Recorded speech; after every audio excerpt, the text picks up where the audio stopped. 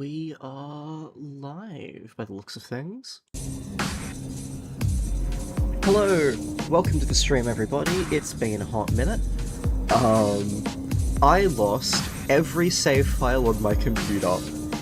Thousands of hours of video games are just gone. Everything you've ever seen on this channel, gone. So I figured, why not start something completely new? And I think this is a fun choice to pick. Fate Stay Night Remastered, the final version of Fate Stay Night, arguably the most famous visual novel of all time. I read the first route of this like 8 years ago or something, and it was okay. I certainly read it. I do think the other routes are better, but I also watched them, I didn't read them, so I'm looking forward to seeing how it holds up now that I'm an adult. Yeah. Without further ado, how about we just get into this? Now, I'll need to very quickly get into... reload this scene. Type Moon presents...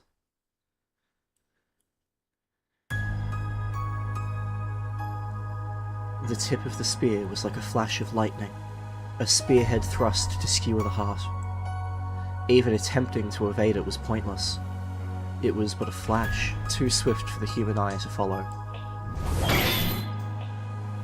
And yet, moonlight swept in to save me from the strike that threatened to end me. The sound was beautiful, like the tolling of a bell. No, truth be told, the sound hung over me, heavier than an iron weight. This beauty had little to do with aesthetics. The stark armour wrapped about her was like the frozen night itself. The ringing was not in itself pleasant. It was the sound of steel. But the night herself was beautiful enough to make it into the chiming of a bell. I ask of you, are you my master? Her voice resonated in the darkness. I have come in response to your summons. Henceforth my blade is with you, and your fate with me. Our pact is now sealed. Indeed, the pact was sealed, just as she chose to serve me. I'm sure, in that moment, that I swore to save her. The moonlight cut through the darkness. As if in imitation of the night, the storehouse regained its former calm. Time had stopped. The vision before me had lasted less than a second. Be that as it may, I will always remember the sight of her, as clearly as if it was still happening now, even if I fall into the depths of hell. The faint slant of her profile. Her serene, divinely green eyes. For a moment, time stopped, and her silhouette, draped in blue, swayed in the wind. I was struck by the pale blue glow. Her hair, as fine as golden thread, was bathed in moonlight.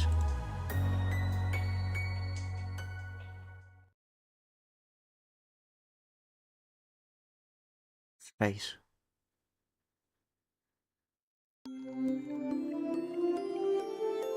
I think my link didn't send, so I'm going to very quickly get that working.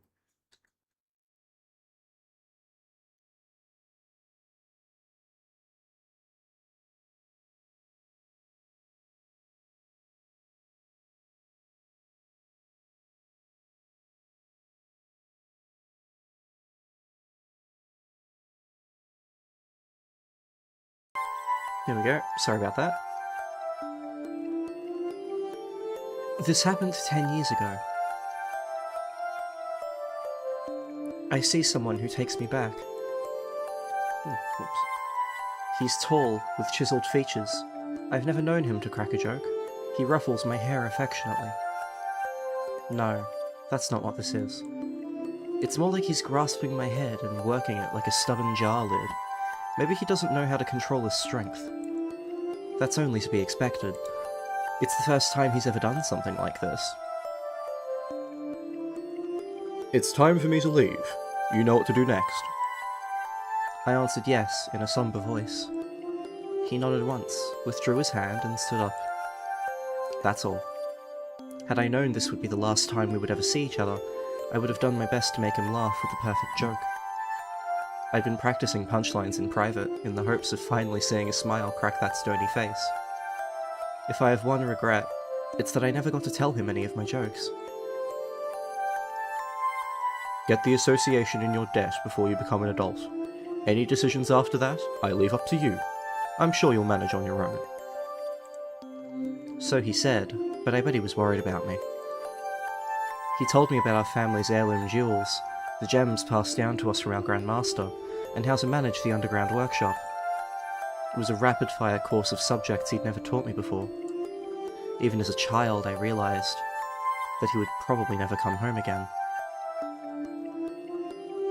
There was a war. Not a war between countries, but between people. But in this war, there were only 7 combatants. It might not have seemed fitting to call it a war, but having mages involved changes things. 7 mages from different factions competed, but I wasn't sure why. They killed each other using methods I didn't really understand. One of them was the man in front of me.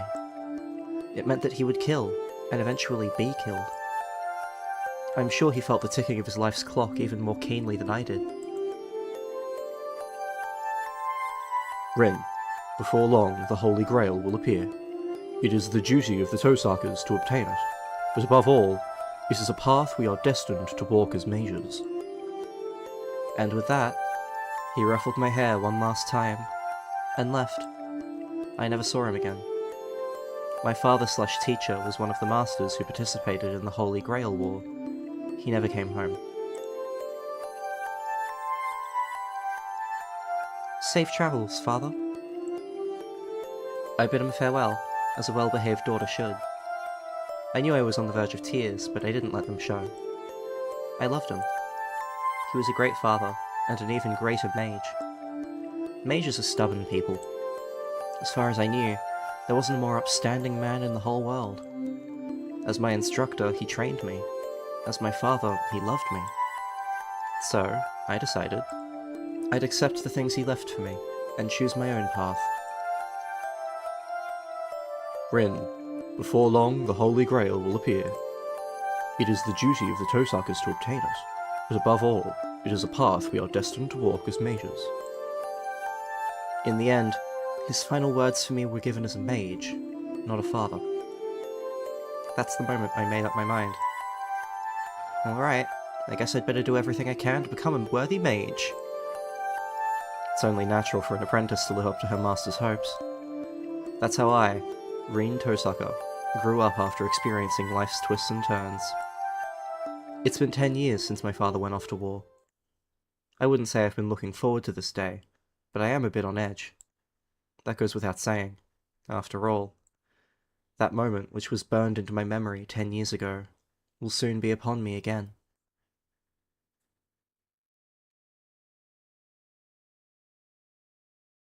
January 31st.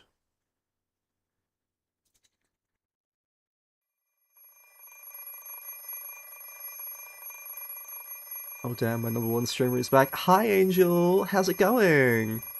Yes, the Holy Grail, the original fetch quest.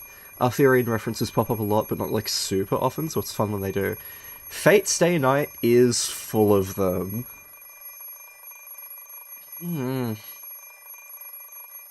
I hear something. Ring ring. Shut up. Stop. The noise didn't stop. It's such an infernal racket. It's almost as if it was here to avenge my father. What now? I was up late. Just a little longer. I wish it had just let me sleep a bit more. In fact, it should. I stayed up into the early hours deciphering my father's will, and I used a hell of a lot of magical energy to do it. I'm totally exhausted, body and mind. Good grief, cut me some slack, would ya? Ring, ring, ring, ring. The alarm clock is deaf to my complaints. What kind of machine makes a noise that seems like its sole purpose is to remind you that you're late? Late. I can't be late. True, but there's a time and place for everything. No matter how much of an overachiever I am, I should try to make it to school on time, at least for today, if only slightly. Alright, I set my alarm 30 minutes early, which means I should still be able to get to sleep another 30. Doesn't that sound off? 30 minutes early. I peer at the alarm clock through sleep-heavy eyelids. The hands point to 7 o'clock on the dot. I usually get up at 6:30, which means I've completely used up my safety margin. Speaking of which, why is my brain so slow in the morning? I glare at the alarm clock for several seconds. I shut off the alarm and climb sluggishly out of bed.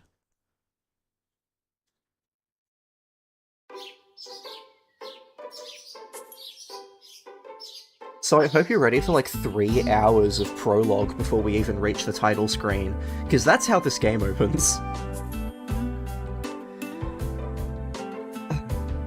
The morning chill bites at me as I cross the hallway and enter the parlour. This is the final 7 AM in January. Oh, it does that because I'm, like, mousing over the bottom. Cool, good to know. Winters in Fuyuki are relatively warm, but the mornings here are cold as anywhere. Even at home, my breath mists white. It's that much colder without anyone else living here. Heater. I turn on the heater and go wash up. Single living is so inconvenient at times like these. If there was someone else here to wake up before me, then the parlour would already be heated. I wash my face at the sink. I run a brush through my long hair and get dressed. A chilly morning in a frigid bathroom. The only thing to be said for it is that the cold water mercilessly beats the sleepiness from me.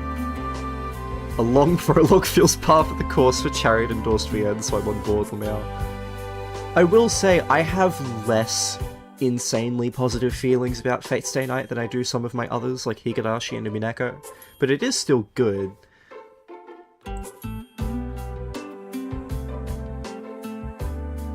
With a final tug on the ribbon at my collar, I finish getting dressed. All that's left is to have breakfast and go to school. The clock reads just past 7, so my morning rush feels a bit anticlimactic. Oh, I don't even need to run then. Of course, I'd never do anything so uncouth as sprinting to school. The Tosucker family motto dictates that we conduct ourselves with confidence and elegance at all times. My ancestors must have been some high and mighty aristocrats if that's what we've taught through the generations. The anachronistic mansion I live in is proof enough of that. Plus, the Tosuckers are a line of spellweavers who practice what is known as magecraft. We're not just an old family, we have an admirably storied history. Not that it's anything to brag about. In fact, I literally can't talk about it. Truth is, I'm a mage. Who could I even brag about that to? As the name suggests, magecraft is what most normal people would see as magic. It sounds like some supernatural woo-woo, and if you'd like to think of it as just wiggling your fingers and saying abracadabra, that's fine too. Just think of us as people who chant weird words and make equally weird stuff happen. That said, we don't fly around on broomsticks, we don't shoot stars out of wands either. We can do things kind of like that, but there's no point, so we don't. We're pretty much heretics who We're pretty much heretics who lurk in the shadows of society. We're not allowed to draw attention to ourselves, and anyone who has the time for that kind of thing would rather spend it on their research. Ordinary humans might call us magicians, but that would be wrong. In fact, there are only 5 magicians in the whole world. Magicians are what we call people who can do something no one else can. They can accomplish feats beyond the means of modern science and perform genuine miracles. Similarly, magic is the label we use for mystics, magical mysteries, that can't be realised without any amount of time or skill. While magecraft, though it looks mysterious, is something anyone can do with enough time and resources. I'm a mage, and the kind of mystics I use are merely magecraft, not true magic. Confusing, I know, but that's how it works. Also, modern civilization doesn't accept the existence of mages. We believe in, manipulate, and study things that can't be measured, which puts us at odds with modern society. Above all, there's no point to any of what we do. You'd be so much happier just going off to a normal school and becoming a normal adult than you would studying magecraft. Human technology has accomplished great things. For the last few centuries, magecraft has been playing catch-up to the progress of civilization. Nothing is impossible for humanity anymore. Miracles that could only be realized with magecraft in the distant past have been reduced to common tools and appliances. Even so, magecraft does have its benefits. Just as there are some things only science can accomplish, there remain heights only mystics can reach. If science is racing into the future, then mages are racing into the past. I think the Tosaka Grandmaster said that. Whether you're heading into the past or the future, your destination is the same. 0, or something like that. We can shelve the difficult topics for now. Philosophy is for the elderly. Nice world building, fun with the story, sets its own vocab. Yeah, there's a lot to cover. Pretty much the entire first route is spent doing tons of world building, where the second and third route have more concrete plots.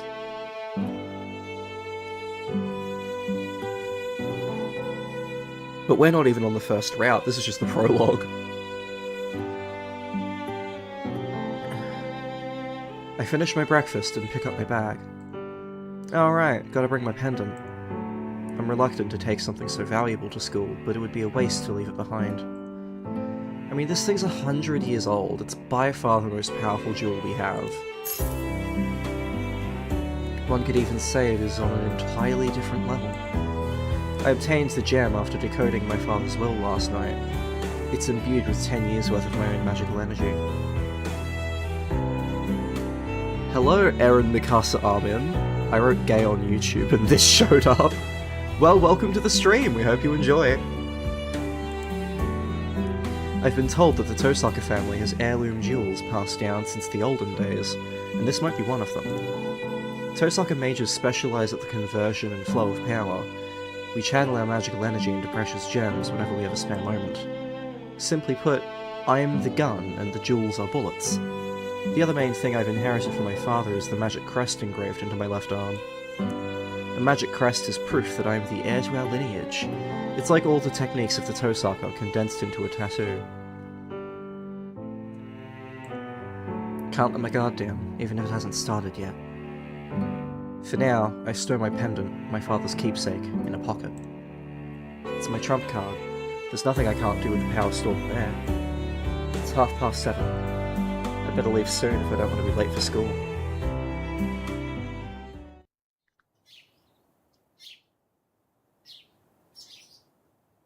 Lock. Code 3. I am not attempting to speak in other languages. I'm sorry. Know that she speaks German. I weave energy into a brief foreign phrase. As a mage, I can't neglect the security of my home base.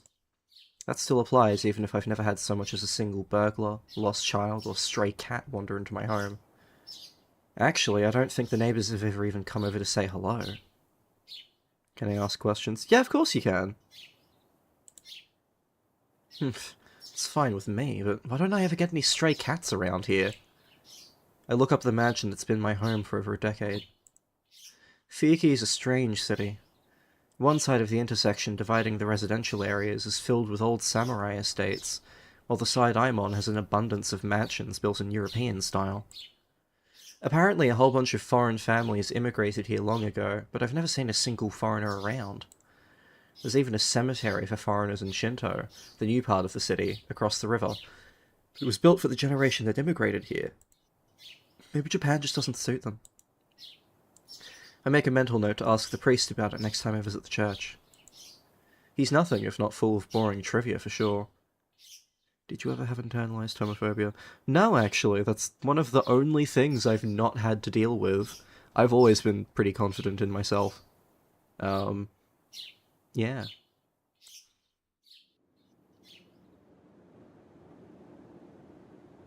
Oh? Something feels off as soon as I step outside. That's weird. It's quieter than I thought. There's no trace of the typical morning bustle. At 7:30 in the morning, there would normally be students and workers on their daily commute. I guess it's just one of those days. Maybe everyone slept in. It's unusually cold today, so everyone must be snuggled up in bed.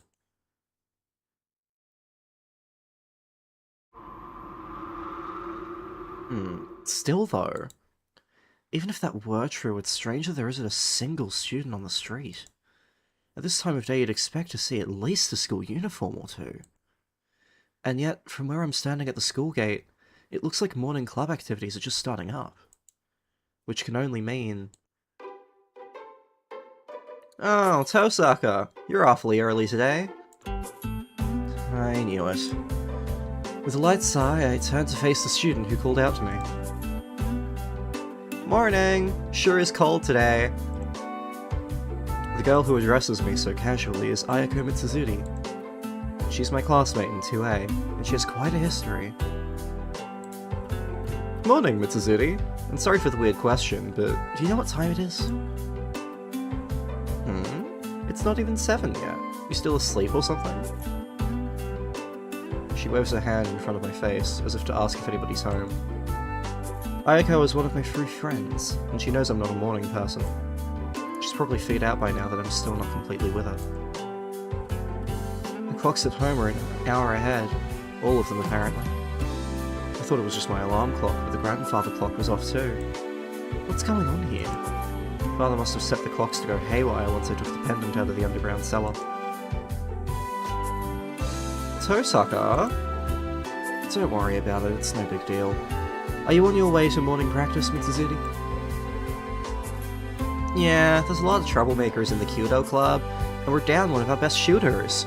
We need to put on a good show if we're going to attract first years in April. I see. Sounds rough. Way to show you care. Oh, wanna come see? I'm sure the boys would love to know you're watching. The Kyudo Club, huh? I'm acquainted with 3 of its members. One is Ayako, the girl I'm talking to now. I barely ever speak to the other 2. Of those latter 2, there's one that I actually can't explain away as simply an acquaintance. I became friends with Ayako, the club captain, because I've been watching the club from afar. Okay, as long as it's just watching, I'll come. It's not like I have anything else to do this early in the morning. Nice! Let's get going!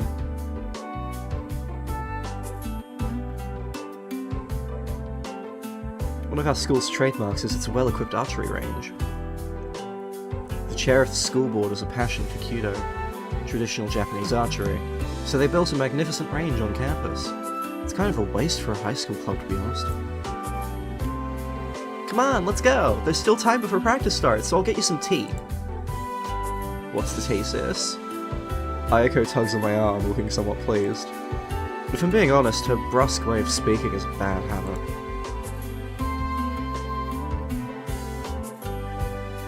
As Ayako said, there's no one else at the range. We sip Japanese tea that's so hot it numbs my tongue as we prepare ahead for today's classes. The hot drink is delicious in the quiet, wintry archery range. Okay, I'll get right down to it. What's up with you today, Tosaka? Did you finally reel in someone good? And she uses the occasion to ask me something completely ridiculous. Oh, you're just getting straight to it today, Should I take that tone to mean you beat me to the punch? No comment. If you're not showing your cards, then neither am I. So how about it? If you're being so tired there's anything to go by, I bet I'm right on the mark. No comment either. But I guess even if I tried to hide it, you'd see right through me. Sadly, not yet. What about you? Can you really afford to take your time on the romantic front? You're not wrong. Things just aren't looking too good. Sure, I could grab someone just for appearances, but quality matters, you know? I shouldn't compromise when my future's on the line. God, have some gratitude for your archery club, oh my fucking god, lighthearted. Of course you'd respond like that. Uh-huh. Are you worried that you'll make the wrong choice and lose to me? Obviously, the important thing here is that you lose to me. What I actually gain in the process is secondary, really. She chuckles confidently. Huh, we're two peas in a pod. Yeah, I told you when we met that this is what it'd be like between us. She did, didn't she? Kill or be killed. I'm sure that's how it'll be between the two of us. I was genuinely surprised to have someone say that right off the bat. Translation. Our friendship won't bloom unless we're constantly trading blows, is what Ayako was getting at. I agree with her. In the 2 years since then, I still haven't figured out whether she's my friend or my nemesis. How did we get on this again? What? You started it, Tosaka. You complained that you'd never have a boyfriend, so we decided to make it a contest to see who catches one first, remember? Ah, right, that was the deal. We said that whoever loses has to do whatever the winner says for a day, right? Yup. I don't even think the kids make deals like this anymore, but we're both sore losers. No matter what happens, the loser has to honor the deal. Gotta say, I'm looking forward to winning. Ayako snickers with delight. My goodness. Ayako Mitsuzuri is, to put it mildly, a handful. I'll admit, I'm looking forward to winning myself, so that goes for us both. I see, but Mitsuzuri, you can look forward to the future. Don't lose sight of the goal. There's more to our contest than being first to the finish. I know, it's not a real victory unless it's a relationship that makes you green with envy. It's the biggest challenge for us both, though. It doesn't matter how great of a guy he is if we can't bring ourselves to love him. Ayako's sigh is heavy. From what I've heard, she's known as a bit of a misandrist.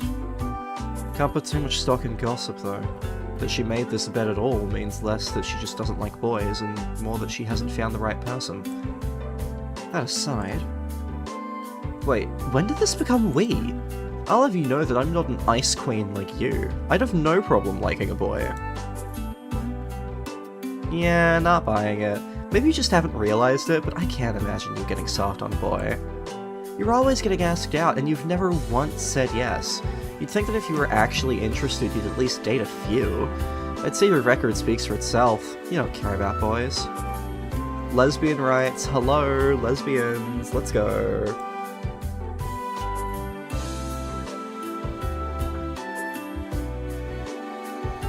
You have no imagination at all, do you? What if I already have feelings for someone? Wow, talk about tall tales, but sure, I can appreciate a good romance. Ayako's tone isn't mocking, she nods solemnly. Her sigh tells me that it would be nice if it were true. I don't believe myself. I really can't hide anything from her. So can I. She's right.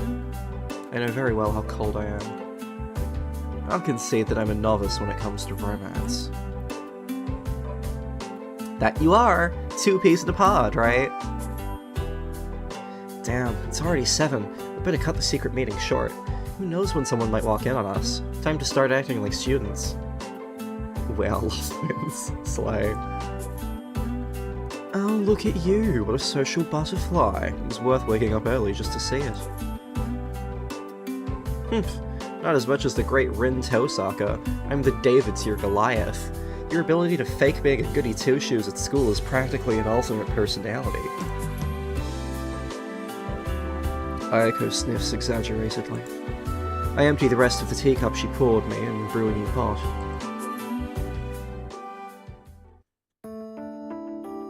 So, why not join a club? Don't feed me your usual bull about being unathletic. I still haven't forgotten how you beat me in every fitness test last year. You had me beat in lung capacity, though. Sorry, you had me beat in lung capacity, though. And weight. Haha! Yeah, I gained 3 kilos. Wait, that's nothing to celebrate, damn it! You tricked me! Ayako slaps the table. Careful, you might spill the tea. Shouldn't the club captain be taking better care of the place? Shut it! I'm your rival first and club captain somewhere after that. If there's no one else around, you can bet I'm ready to take the fight to you. Ayako side-eyes me with a huff. She has a unique idea about beauty. A beautiful woman must walk the martial path. She's always going on about that. Not surprisingly, she's well versed in most martial arts. Kyudo was the discipline she was least skilled at, so she joined the club and worked her way up to captain. She's probably one of the top 3 people in our school you'd least want to mess with. Should you really be saying that you stop being a captain if none of your club members are around? Why not? I'm only captain for show. I can just have the more unruly members take care of any grunt work. Plus, there's better shooters than me anyway. I don't have any captain's honor to defend. That's so. I recall Miss Fujimura saying you were the best they had. Ugh. Coming from her, that's a bit of an ego boost, but still, she's only saying that because the guy who left. You're right, though. If Miss Fujimura thinks that much of me, I'd better act like a real captain. That's the spirit. And speak of the devil, here come your clubmates now. Time for me to go, but make sure you do your part. What, you're not going to watch us shoot? I wouldn't understand it even if I did. It's one thing to watch from afar, but the uninitiated shouldn't loiter in the dojo. Just as I get up to leave, the first club members begin entering the archery range. Good morning, Captain. Morning, Mato. Are you by yourself today? Yes. I'm sorry I couldn't convince him to come. That's fine. If he doesn't want to, there's no point in forcing him. Aiko speaks to the first club member to arrive. I'll be going then. See you later, Mitsuzuri. Yeah, later, Tosaka. Have a good day, Tosaka. Thanks. Hang in there, Sakura.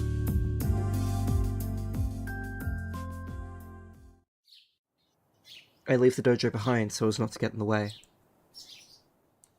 Morning, Tosaka. Funny running into you so early. Oh no, and here comes the last person I wanted to see. Good morning, Mato. You're here early? Of course I am. I'm the captain, so I need to set a good example with the first years. Shinji Mato from Class 2-C grins at me. He's the vice captain of the Kyudo Club, and darling of half the girls at the school.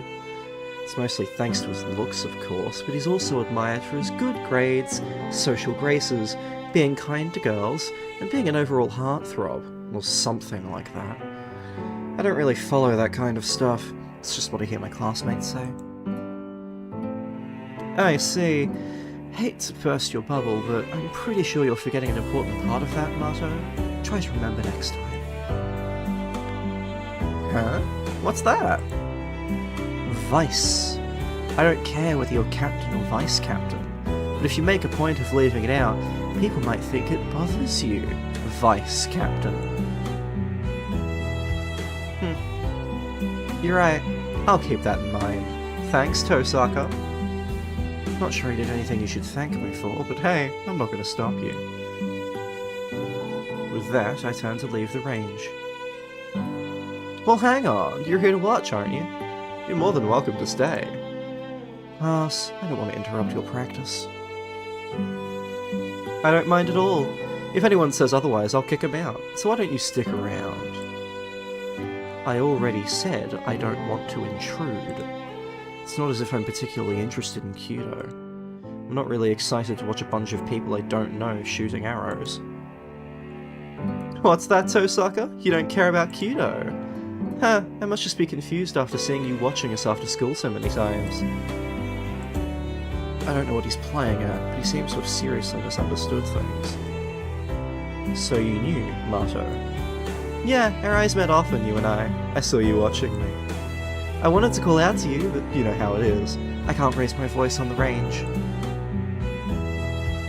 Shinji starts closing in on me, looking pleased with himself. I see the triumphant glint in his eye competing with that affable smile. I had it wrong all along. I thought you liked watching us shoot, but you aren't interested. Why were you watching then, Tosaka? Ugh. Ah, now I see. It would sound like that, wouldn't it? Would you mind taking a step back, Mato? I like my personal space. What was that, Tosaka? Wow, you're still not getting it. This isn't my usual style, but I guess it's what I'll take. Here, I'll make this real simple, so even you can understand. I am even less interested in you than I am in Kyoto. I don't even know you were in the club, and I doubt I'll remember next time either. What did you just say? I must have touched a nerve because he tries to grab me roughly. I twist out of his reach and turn to leave. Bye, Mato. Sometimes a little self-consciousness can do you good. Tosaka, you little... Shinji sounds like he's about to say something, but he keeps his temper and doesn't chase after me. The guy is all style, no substance. If he had even a little backbone, the people around him wouldn't suffer nearly so much.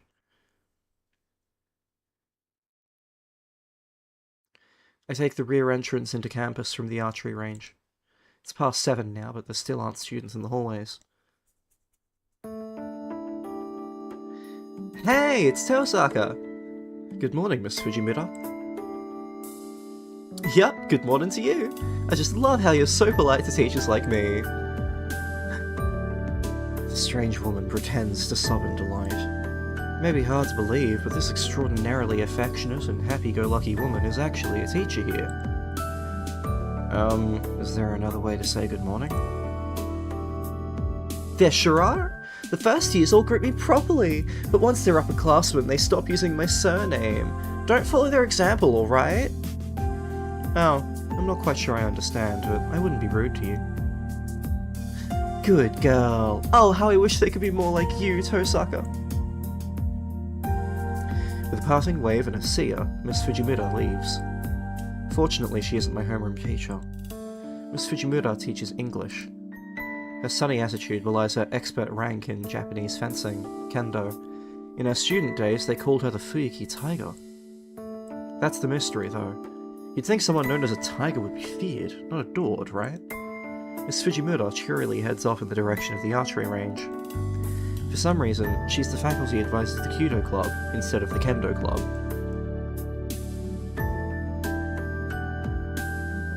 It's just before 7:30.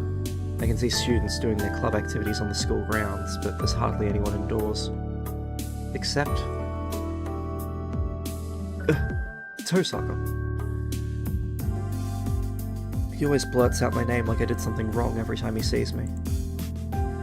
Well, if it isn't the student council president, isn't it a little early for patrolling campus? Or are you maybe fixing up the club rooms? You're diligent as always, not that I care. Just what are you doing?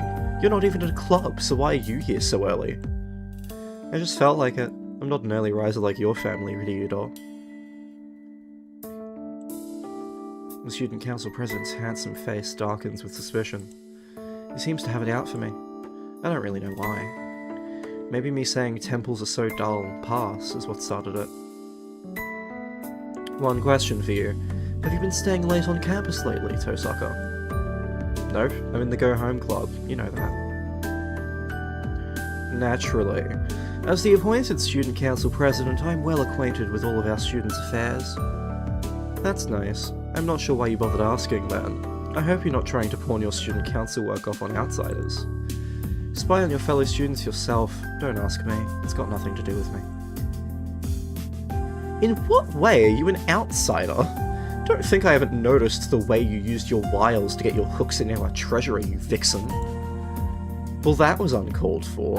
Mitsuzuri just asked me to publicize your club budget allocation. Don't the students have a right to know how their funds are being spent? That's all it was to you, was it? The psychological damage you inflicted on the treasurer has made her take an entire week off. I shouldn't be surprised to see just how twisted your ethics are. Look who's talking. You want to keep your staff on a tighter leash. Playing favourites with the cultural clubs doesn't seem fair to me.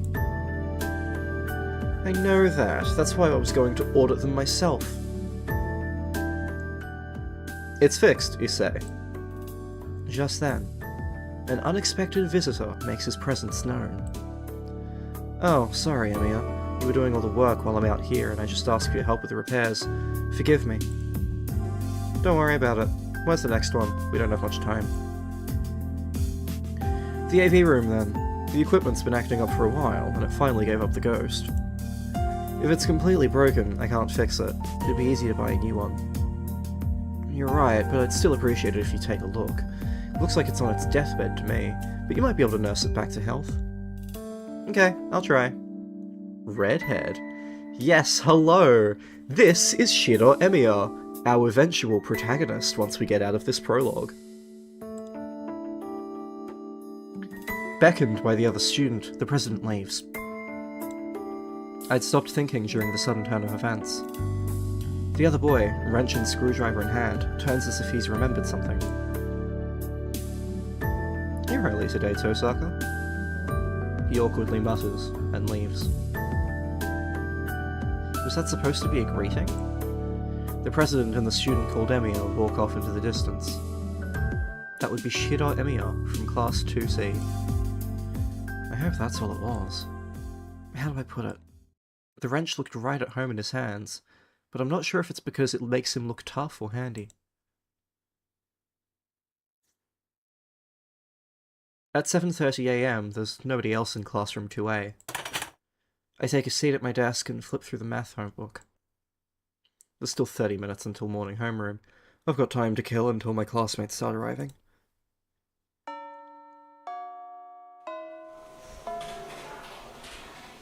The classroom is lively as lunch break begins after 4th period.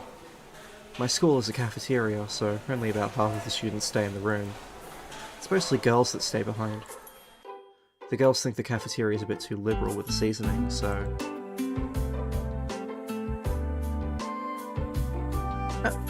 Tosaka, would you like to have lunch with me? We girls tend to enjoy our lunches as a group. I'm sorry, I can't, Saigusa, but thanks for asking. I'll be eating at the cafeteria today. I overslept this morning, so I didn't have time to make lunch. Of course. Sorry for ambushing you with that. Saigusa looks guiltily at her feet. Among the refined and well-behaved students of Class A, she's the most demure. For some reason, she's really nice to me. There's nothing to apologize for. I just didn't have time to make lunch today. Please, ask me again tomorrow. I let her down as gently as I can and offer a genuine smile. Oh, okay. So even you sleep in too, huh? Perhaps my smile made her feel better. Saigusa turns back to her table, looking relieved. She's adorable. Yukiko Saigusa isn't drop-dead gorgeous, but her smile always puts everyone around her at ease. It does happen. I don't love a show, but I'm really not a morning person. I can't get up early enough to be in any clubs. Saigusa somehow maintains an elegant air even when startled. Watching her reactions is always so calming, but that doesn't mean I have time to just stand here and talk. If I keep up a conversation with someone so disarming, the real me is bound to show herself. I'm off to the cafeteria then. Enjoy your lunch. Yeah, not beating the lesbian allegations at this point. Rin is so bisexual. Love her. You too, Tosaka? Saigusa and I exchange some graceful greetings, and she returns to her friends. I see that she's eating with Kaede Makidera and Kane Himuro. Oh right, wasn't Saigusa the track and field club manager? Makidera and Himuro are the track and field club's rising stars. Makidera's a bad influence with whom I go window shopping on days off, but I don't know Himuro too well. Looks like you got dumped, Saichi. Told you that Tosaka didn't bring lunch. If you want to hook her, you gotta bring enough food for both of you. Maki, can't we just go to the cafeteria with her too, then? Nah, it's too cramped in there to share space with us brown baggers. Plus, it's really annoying how the boys stare when you sit next to Tosaka. Last time we hung out, she hogged all the attention. She's an overachiever and all swanky, too. I can't take it! Makidera takes hold of Saigusa's desk as she continues to rant about me. Despite her foul mouth, she actually wears a kimono really well, like a picturesque Japanese beauty. I love how this is the first thing you're thinking of, Rin. Like, really? Makino-ji, Lady Tosaka can hear everything you're saying. Meanwhile, Hibido's cool and solid demeanor are a complete foil to that of Makidera. Oh crap, did she hear me? Ugh, I bet she's totally glaring at me. Oh, I don't think she's glaring at you. She's totally shooting lasers. It's the scariest when she's smiling at you. Oh, come on, just let it slide. We're pals, remember? I treated you to Taiyaki that one time. Kaede Makidera puffs her cheeks out in a pout, waving her disposable chopsticks in the air. Would you believe that her hobby is collecting wind chimes? The world works in strange ways. At any rate, it's rude to Sayagusa to stare at the three of them. Caught between me and the foul-mouthed Makidera, Sayagusa looks like she just doesn't know what to do with herself. It's alright, Sayagusa. And Makidera, I was the one who treated you to crepes, not taiyaki. You really ought to fix how often you work in hyperbole. Ugh, that smile scares the daylights out of me. Makidera holds up her lunchbox lid like some kind of shield. I bid the odd trio farewell, leave the classroom, and slide the door closed. Oops. Oh, give me a break. Taiyaki, crepes, what's the difference? They're both sweet things wrapped in carbs. Makidera utters something blasphemous for a girl. She thinks taiyaki and crepes are the same? Is she even human? Are all desserts the same to her? If I'd known that her taste buds couldn't distinguish Fleur's 500 yen very very berry from an 80 yen taiyaki at Enamaya. Damn you, Kaede Makidera! I could have saved 420 yen! Wow, what am I actually getting upset for? I must still be tired from last night. The cafeteria sounds like a pain, so I'll just buy some bread from the counter and eat on the roof.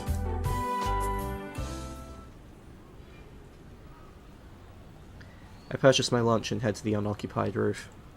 Though it's different in the summertime, during the winter the roof is a convenient place to eat that other students tend to avoid. It's too cold to hang out here during lunch, but that's a small price to pay for privacy. Time to eat. I indulge in the tomato sandwich and hot lemon drink I bought from the cafeteria. It's a simple lunch, made with all more delicious by the fact I could enjoy it here in peace. Whew! I finish the sandwich and sip on the warm, lemony drink. I'm a little tired. It's hard to balance being an overachiever with avoiding human contact as much as possible. As the saying goes, one should be accomplished at both the pen and the sword. It's a point of pride, no, conviction, that I be the top student of the school. I decided that if I was going to be a student, that I would be the very best. I don't want people looking down on the Tosaka name. That's how Rin Tosaka came to be the perfect, flawless student. On the other hand, my occupation as a mage is dangerous, so I shouldn't associate too much with normal people. When a mage is discovered by the public, she has no choice but to eliminate witnesses to protect herself. I'd rather not resort to that. That's why I keep my social interactions purely superficial, out of necessity. I only hang out with Makidera on the days off, and I turn down invitations from more sociable people like Sayagusa. It's difficult walking the tightrope of being the #1 student at school while making sure I don't become anybody else's #1. And sure, there are times when it tires me out and I feel like life is a real drag. Oh, it's already time? I finish the hot lemon drink and stand up. That's enough sentimentality for today. Time to go back downstairs and become Rin Tosaka again.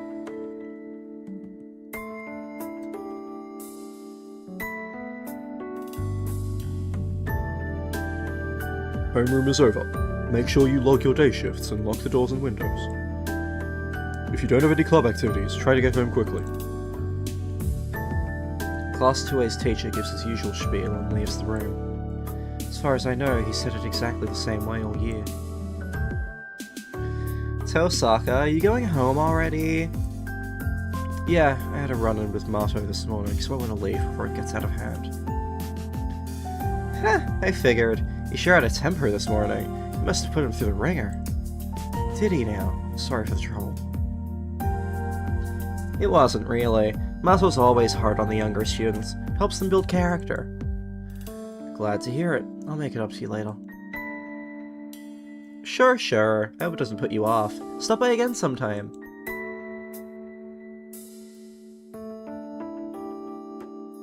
I make my way home without taking any detours. My time as Rin Tosaka, the honor student, ends once I leave the school. The next half of the day is reserved for the other me. I have to become a mage of the Tosaka.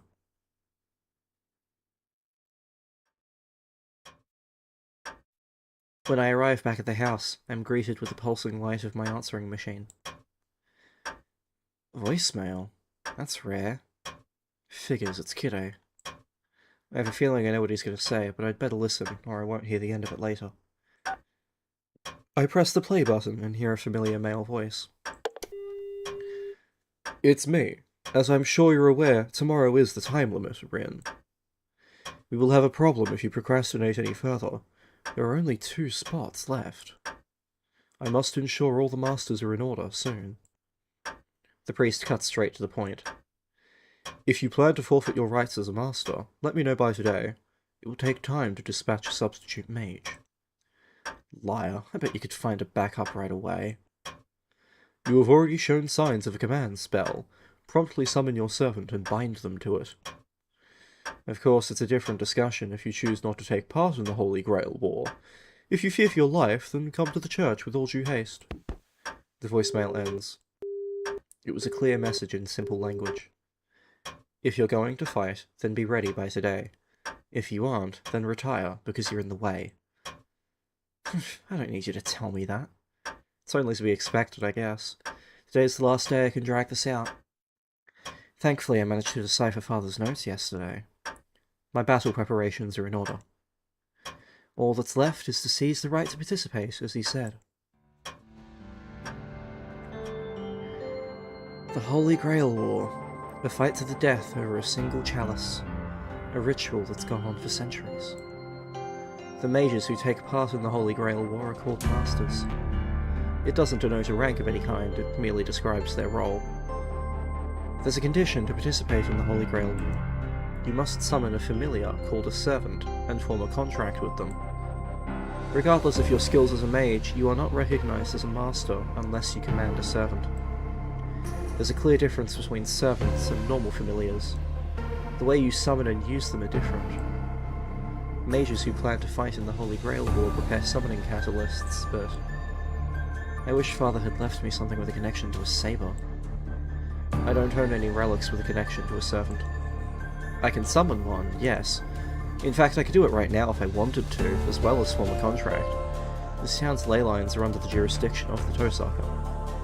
I'm the heir to a clan that's administered the land for generations, so my performance will not take a back seat to some visiting mage. Although, while that is true, it'd be awfully incompetent of me to embark on a figurative voyage without a compass. Servants are drawn to symbols. To summon a powerful servant, one needs a symbol with a connection to that servant. In other words, I'd need some outrageously valuable item, like a sword or a piece of armor that a servant owned, or maybe a bone or heraldry related to them. I had such big hopes for Father's will. No, he still did leave me a serious trump card. The pendant I discovered in the basement last night is an ancient artifact of the highest quality. It's amazing all on its own. Still, it won't help me summon a servant. Fine, I don't need to rely on something like that to figure this out. To begin with, I doubt there's any master more qualified to handle Saber than I am. Alright, I've made up my mind. I'd rather not get another earful, and waiting until the last minute doesn't sit right with me. Now the real challenge begins. Tonight, I'm going to summon a servant while I'm in peak condition, and acquire Saber by force. All these mechanics are fun. They are! There's a reason this is such a popular story.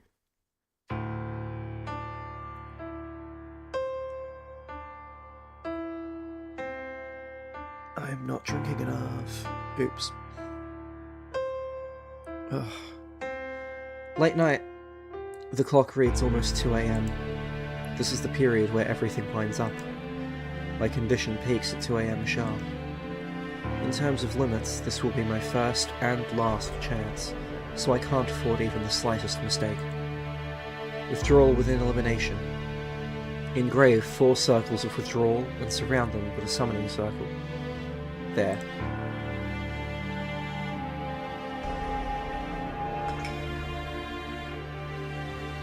I inscribe magic circles into the floor of the basement. Actually, it doesn't take a major evocation to call for the servant. Servants are invited by the Holy Grail. Masters anchor them to the world and supply the magical energy to materialize them, but the servants are the ones who choose to respond to the summons.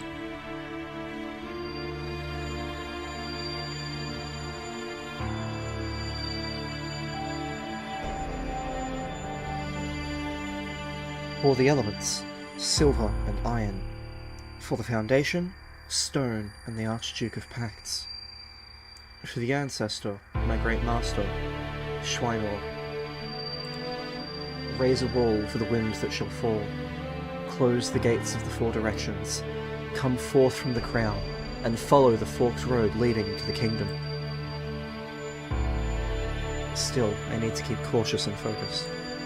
Magic circles are normally drawn with blood, but tonight I draw mine with melted jewels. I'm using up half of the jewels I've accumulated over my lifetime, so I'll never financially recover from this if it fails.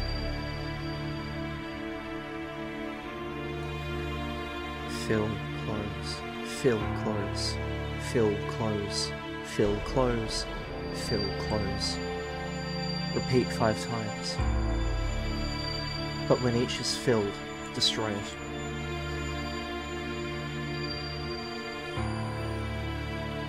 It's almost 2 AM.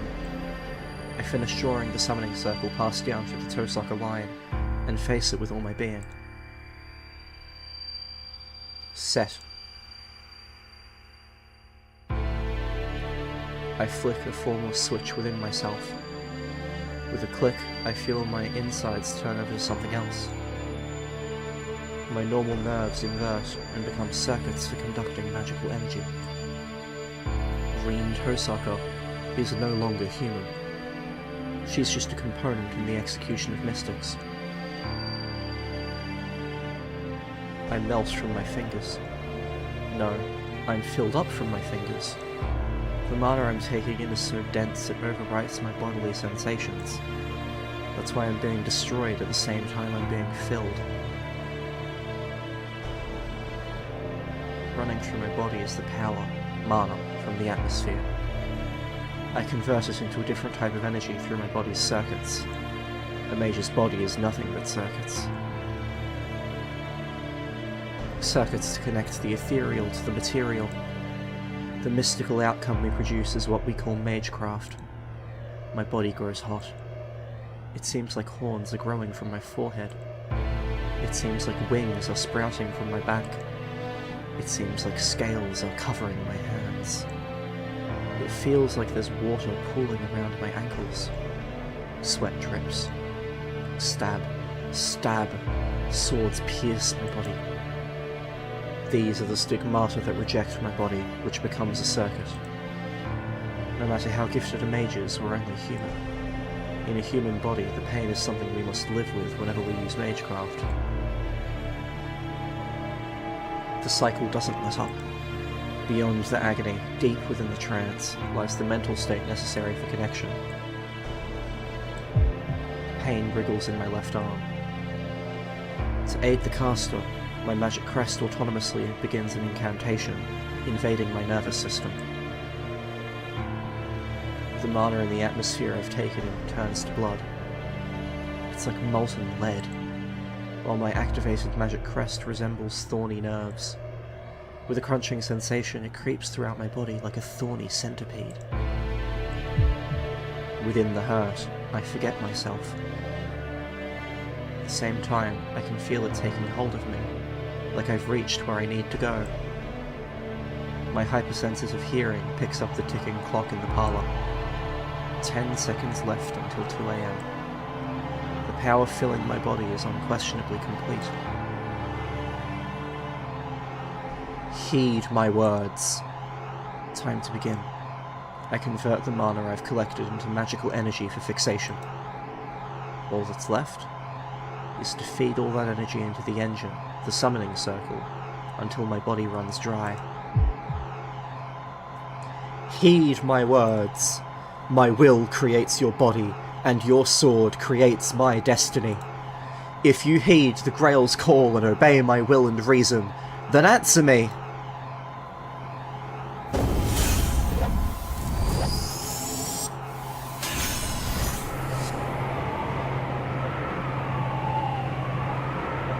My vision goes dark. What lies before me now is the fifth factor, said to be imperceptible to the naked eye. My vision shuts off on its own, fearing what it might see. I hereby swear, I shall be all the good in the world, I shall defeat all evil in the world. 7 heavens clad in 3 great words of power. Come forth from the circle of binding, guardian of the scales!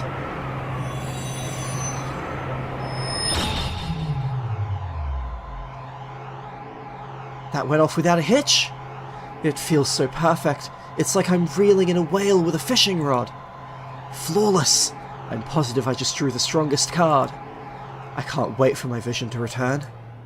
It'll take a few more seconds, but when it does, I'm sure the strongest servant will...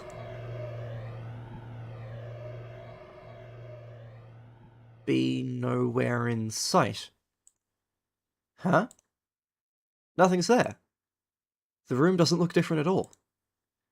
I spun that much ether into this ritual only for absolutely nothing to materialize? On top of that, I think I just heard something explode in the parlor. Why? I bolt. My head's empty at this point. I just run. I race up the stairs from the basement. The door's broken? The door to the parlor is askew off its hinges. There isn't any point in turning the doorknob. And since it won't open whether I push or pull... Damn it! Move, you stupid thing! I kick it down and burst into the room.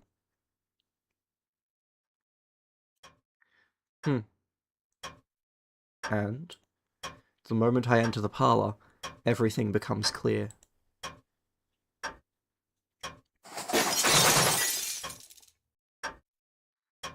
Everything is in tatters. Rubble is strewn across everything, as if something has fallen through the ceiling. On top of it all sits a man, cocking his head arrogantly. He must be some kind of criminal. But something graver draws my attention. The grandfather clock, having escaped destruction, tells the time precisely. Now I remember. Right. Of course. The clocks were an hour ahead today, weren't they? Which means it's 1 AM. Still a full hour left until I'm in peak spellcasting form. I screwed up again. I can complete tasks as well as anybody else, but suffer from the curse of my genetics. When it really counts, I somehow manage to bungle things on an unbelievable level. What's done is done, just gotta learn from this. I can't believe my own stupidity. Still irritated, I direct my glare at the man lounging haughtily on the rubble. So, what are you? That's the first thing out of your mouth. They seem to have been dealt a truly ridiculous master. The man in the red mantle shakes his head in a show of exasperation. To add insult to injury, he mutters something about drawing the short straw. Oh, now I'm dead certain. This guy has a messed up personality. And is this a servant? I thought familiars were shapeless beings, but this is just a man. No, not just a man.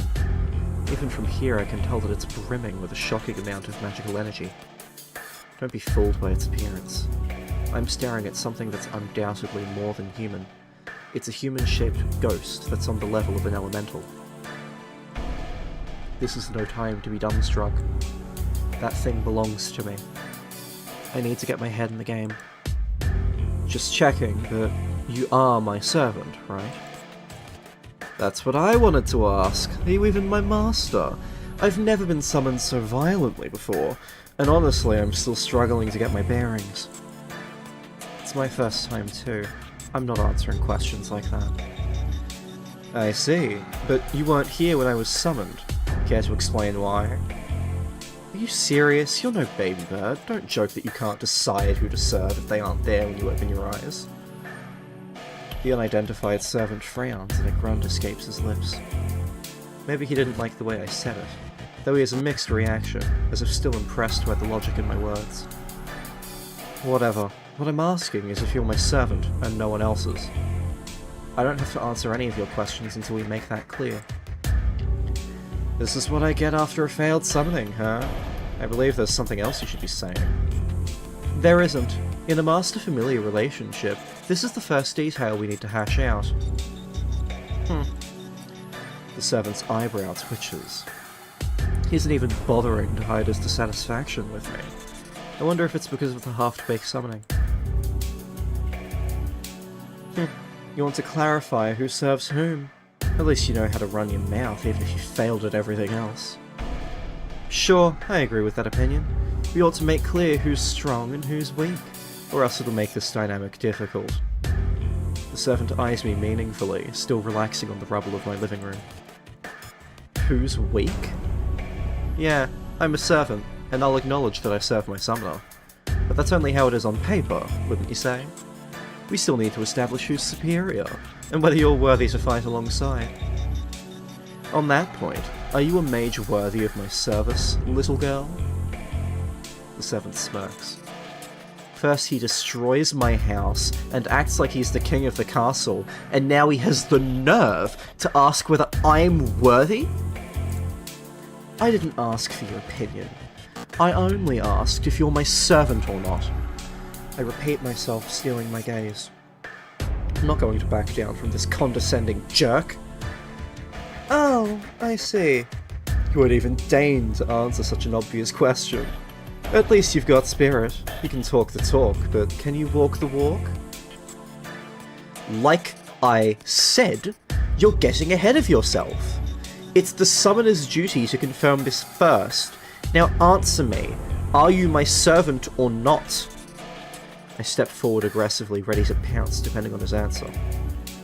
Huh, such a stubborn girl. We'll get nowhere at this rate. Very well, for discussion's sake, let's assume that I am your servant. In that case, are you my master? Hypothetically speaking, of course. Obviously! You're the servant I summoned, so who else would it be? I glare at this rude man, giving my seething head a moment to cool down. Oh? Well, I suppose I would be, hypothetically. Then where's the proof that you're my master? The servant blithely asks, smirking all the while. He's clearly trying to goad me with these questions into losing my temper. Right here. This proves that I'm your master.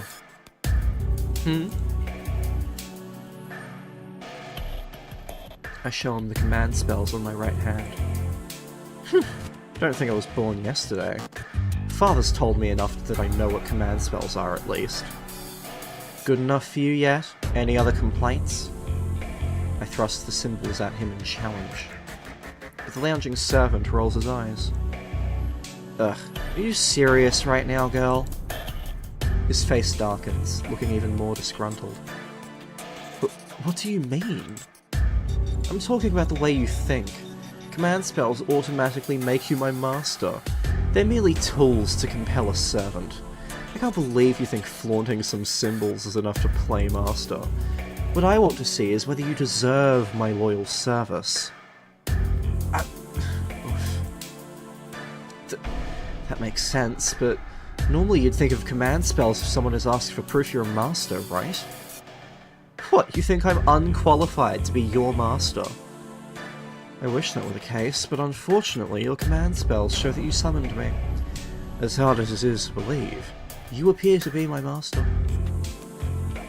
He shrugs in mock exhaustion. Ugh. Uh-oh. I've reached my boiling point, and I'm not going to cool down in time. I'm hardly satisfied, but I'll concede the point. For now, you're my master, but I have conditions. I'm not going to do what you say. I'll decide the direction of battle, and you'll act as I see fit. This is the greatest concession I can give you. I'm sure you don't mind, girl.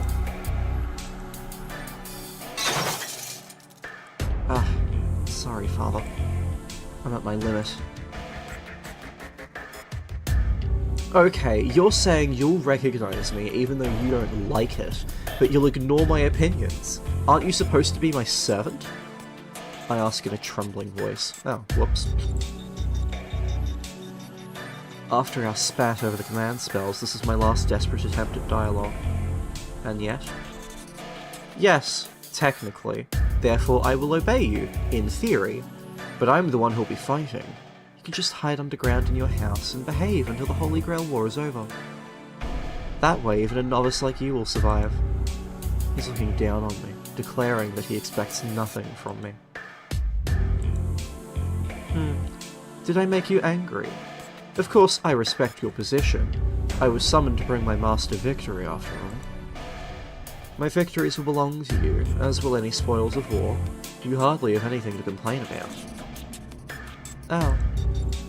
You can't even use those command spells. Just leave the rest to me and worry about your own skin. I've had it with you. Fine. If that's how it's gonna be, then I'll use them. Set! No more mercy. I've got nothing else left for a jackass like this. What? Don't tell me. It's exactly what you're thinking, you dirtbag. I hereby invoke my command spell. In accordance with the laws of the Holy Grail, bind my servant in absolute obedience. Wait, have you lost your mind, Master? Who would waste a command spell on something like this? Shut up! You're my servant, get it? That means you absolutely have to do what I say! The emblem on my right hand aches. 3 command spells. They allow a master to issue 3 unbreakable commands to their servants. Did you even think this through? If you use a command spell on such a vague order... Ugh, it's too late to whine now. I didn't expect this to happen either. I want to die of self-loathing. I can't believe I just burned one of my precious command spells on a petty squabble.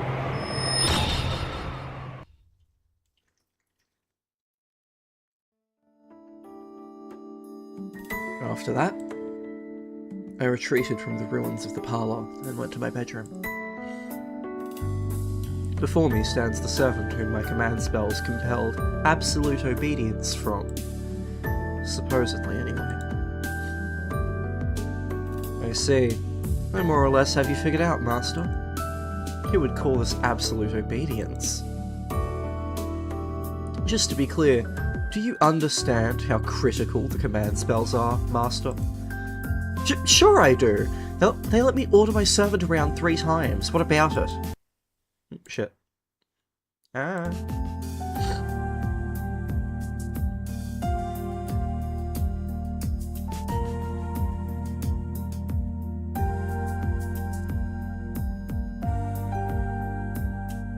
Is my stream fucking up?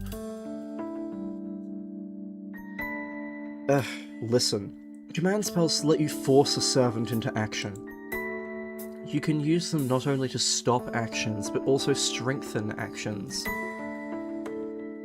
For example, normally I can't come to you instantly from a distant location, but if you order me to with your command spell, it's possible as long as it is something that is attainable without magical energies. That's what the power of forced compliance means. Not even we servants can resist. Your command spells are 3 crystallizations of grand mage crafts that can make us overcome our bodily limits. Though you're down to 2 now. I know that, so what? I still have 2 more, it's not like the first order was wasted on you. You're right, I did miscalculate. The more vague an order is, the more the power of a command spell diminishes. They're weaker on long-lasting broad commands like, protect me until the end, or win this war for me. The compulsion will still be sustained, but there will be servants who can resist the minor pain of disobedience. On the other hand, singular commands like, unleash your next attack at all costs, or do not break that glass, are absolute, and even powerful servants will find it difficult to defy them. Do you understand what I'm trying to tell you, Master? Yes. You're saying that vague commands are pointless. What is wrong with my fucking visuals?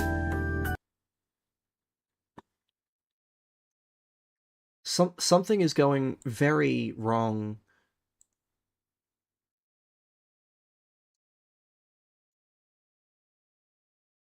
Sorry, I can't even figure out what the problem is, but I keep getting, like, red and yellow numbers on OBS.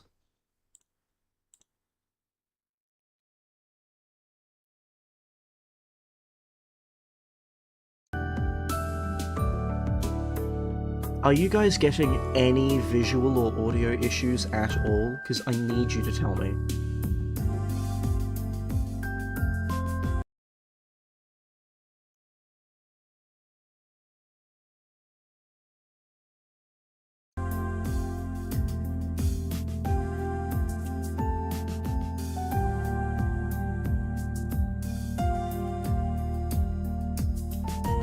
If the effect and restriction are both weak, then servants can act against their command spells. It's better to use them on a simple, straightforward order rather than something abstract. That's correct.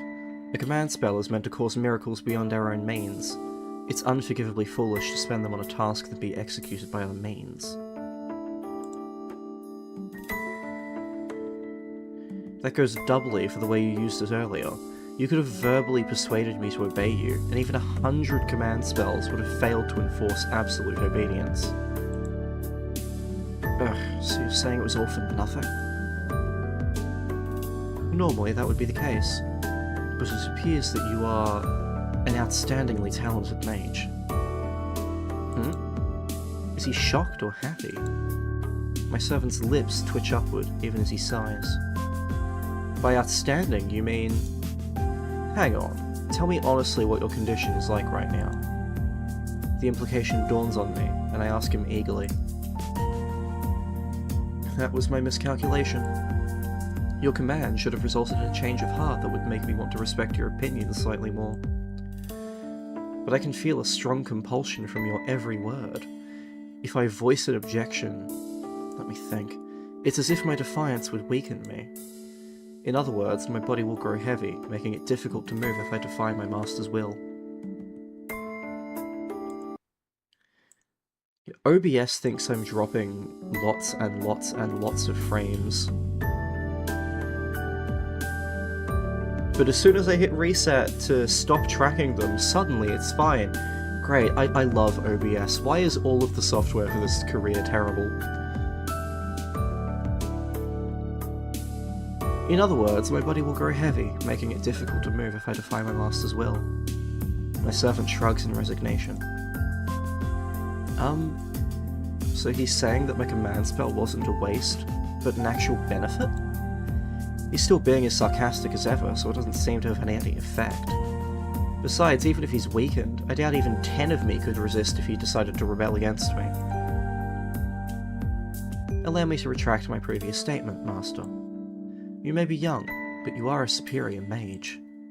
It was my mistake for underestimating you as a child, and trying to keep you out of the fight. I apologize for my rudeness. The servant straightens his posture and gives me a formal bow. Wait, hold on. I know we've said a lot of things to each other, but it's not like we need to make up after. Is that so? Good, I'm glad you're so understanding. Awfully quick on the uptake, aren't you? I indeed miscalculated, but this must be what they call a happy accident. I have no qualms bringing a mage of your talents into the war. Huh? This is a roundabout way of saying I am a strong master. So you'll recognize me as your master even without the command spells. Of course, I was still getting my bearings after the summoning earlier, but we're now completely connected. As a mage, you should be able to feel the bond of our pact. Our pact? Now that he mentions it, something does feel weird about my body. It's as if my closed-off nerves are now connected to the outside. Specifically, I can feel a portion of my magical energy flowing to the man before me. Oh, the Holy Grail calls the servants, but masters keep them in the world. Yes, that's your power as a master. You supply your servant with magical energy so that they can remain in the world. And my supply is adequate. I have concerns about your inexperience, but your powers make up for it. A common mage would probably faint the second they summon a servant, yet you're standing here full of life.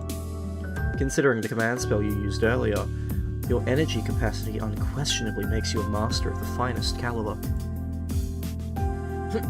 Flattery won't get you anywhere.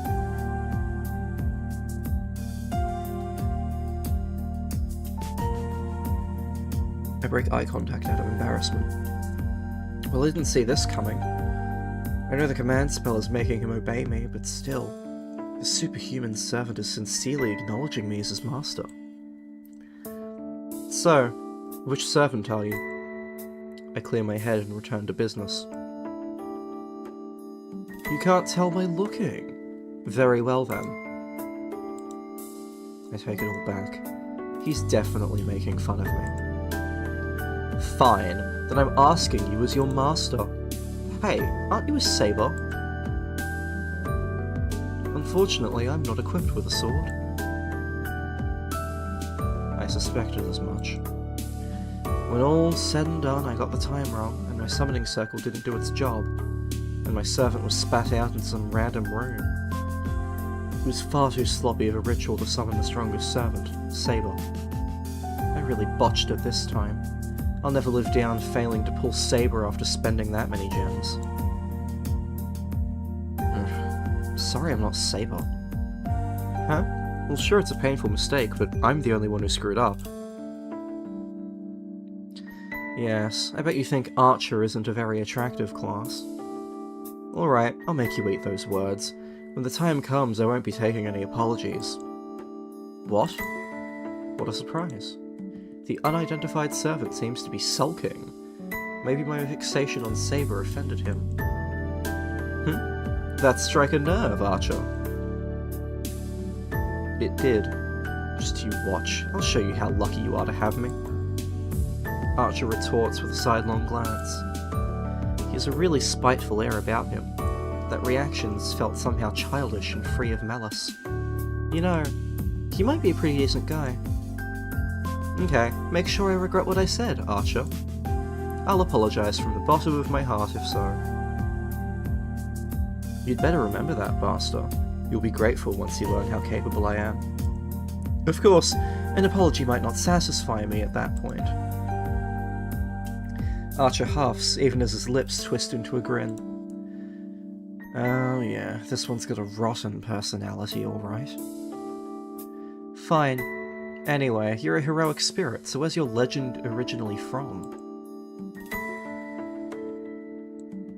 Archer doesn't answer. His sardonic expression is replaced by a deepening frown. Archer, your master just asked you a question. It's a secret. What? I can't tell you where I'm from. Because... Hey, I'll get mad if you give me a lame excuse. Well... There's that face again.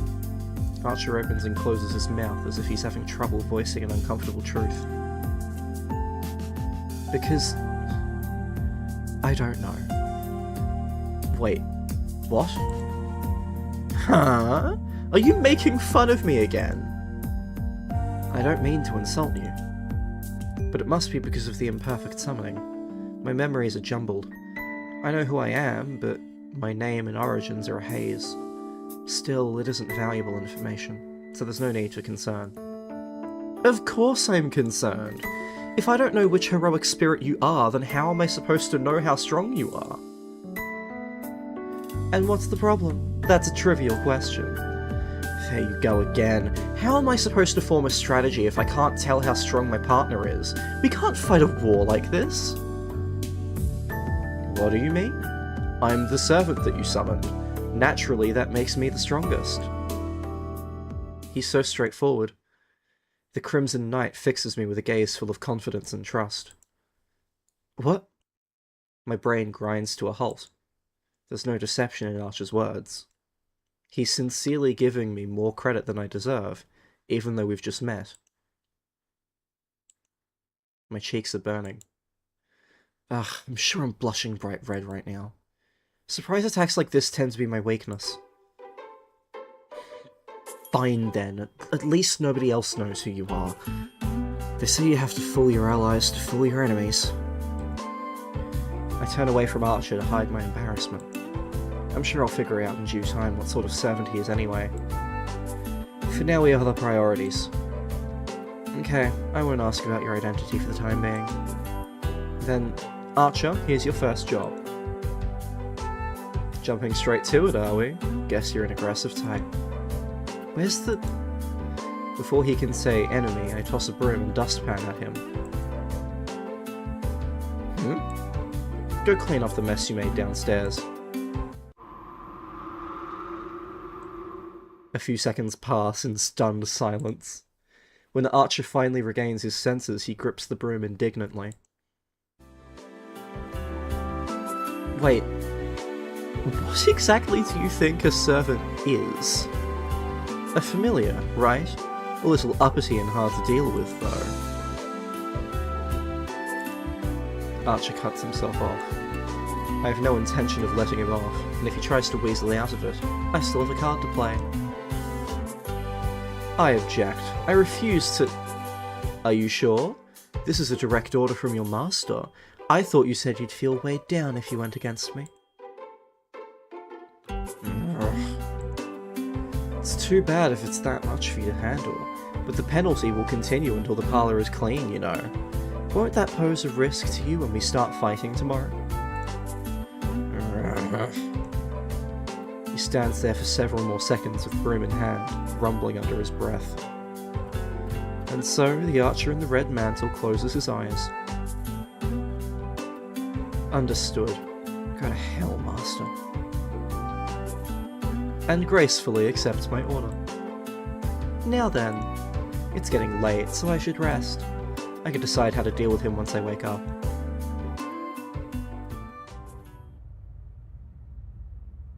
A fateful day draws to a close. No, rather, my fate was shaped by this night. That makes 6, including me.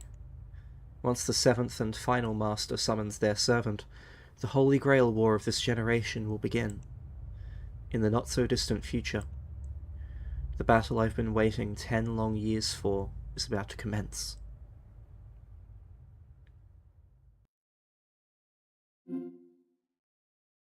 No, we are not skipping.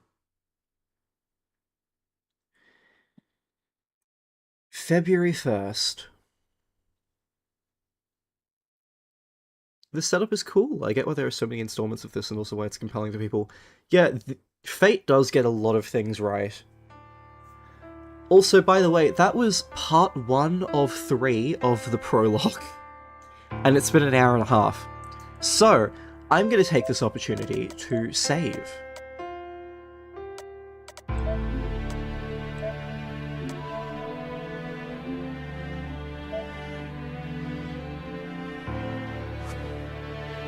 Oh boy, okay. I need a short break. I desperately need to drink more, so I will be right back.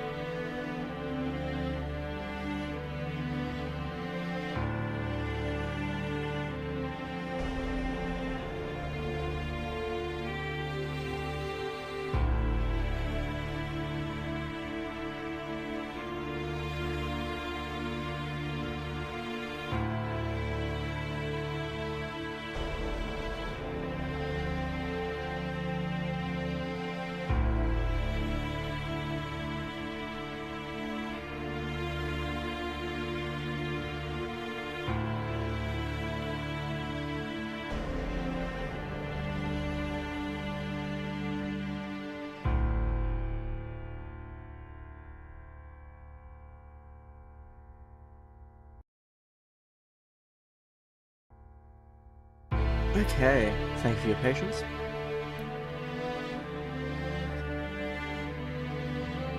The Holy Grail War. It's a grand ritual that's been repeated for hundreds of years. A fight to the death between 7 participants, of which only one can survive. It's said that a Holy Grail exists in the land of Fiiki, and that a number of mages fought over it in the past. Their one and only objective was to obtain the relic called the Holy Grail. However, the Grail's origins are unclear. We're sure it isn't the chalice that held the blood of God, but its power is fearsome enough to be compared to the genuine article. That's right. They say the Holy Grail can grant any wish. Only one person can possess it. The Holy Grail can only grant one wish for one person.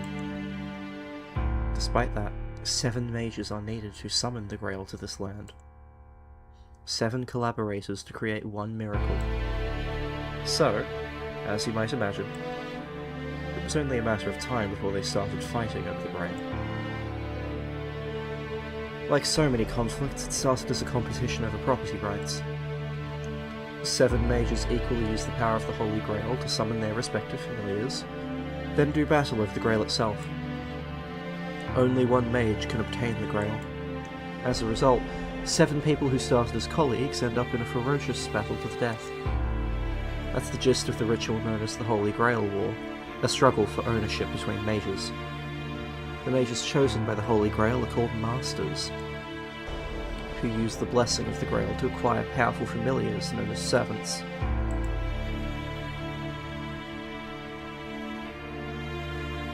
Two things serve as proof that one has become a master: the summoning and command of a servant, and the mark of command spells to compel the servant's servitude. The first goes without saying. The archer I summoned yesterday, no, a few hours ago to be exact, is Reen Tosaka's servant. As for the second, a master must closely guard the command spells that control one's servant, which is probably the most critical aspect of being a master. When I summoned Archer, symbols appeared on my right hand, namely command spells, stigmata bestowed by the Holy Grail upon the summoning of a servant that mark one's new status as a master. A massive amount of magical energy is compressed into these seals, whose power is fleeting rather than long-lasting. They disappear once they're used, and as their shape suggests, each mark represents a single use. In other words, one only gets 3 shots. A master who has used up all 3 command spells can no longer control a servant, and is as good as dead. Therefore, command spells must be handled with care until the very end, since they're as valuable as one's own life. It pains me to no end that I burned one right off the bat, but it wasn't a total waste, so I'll chalk it up as a win. After all, a servant could turn on its master at any time. If one command spell is what it takes to put a collar on him, then I consider it a fair trade. That's about it for the broader strokes of this business. Once 7 servants have been summoned, the Holy Grail War will begin. Tonight's sleep will be a fitful one. I don't know when the final master will appear, but they could be right around the corner.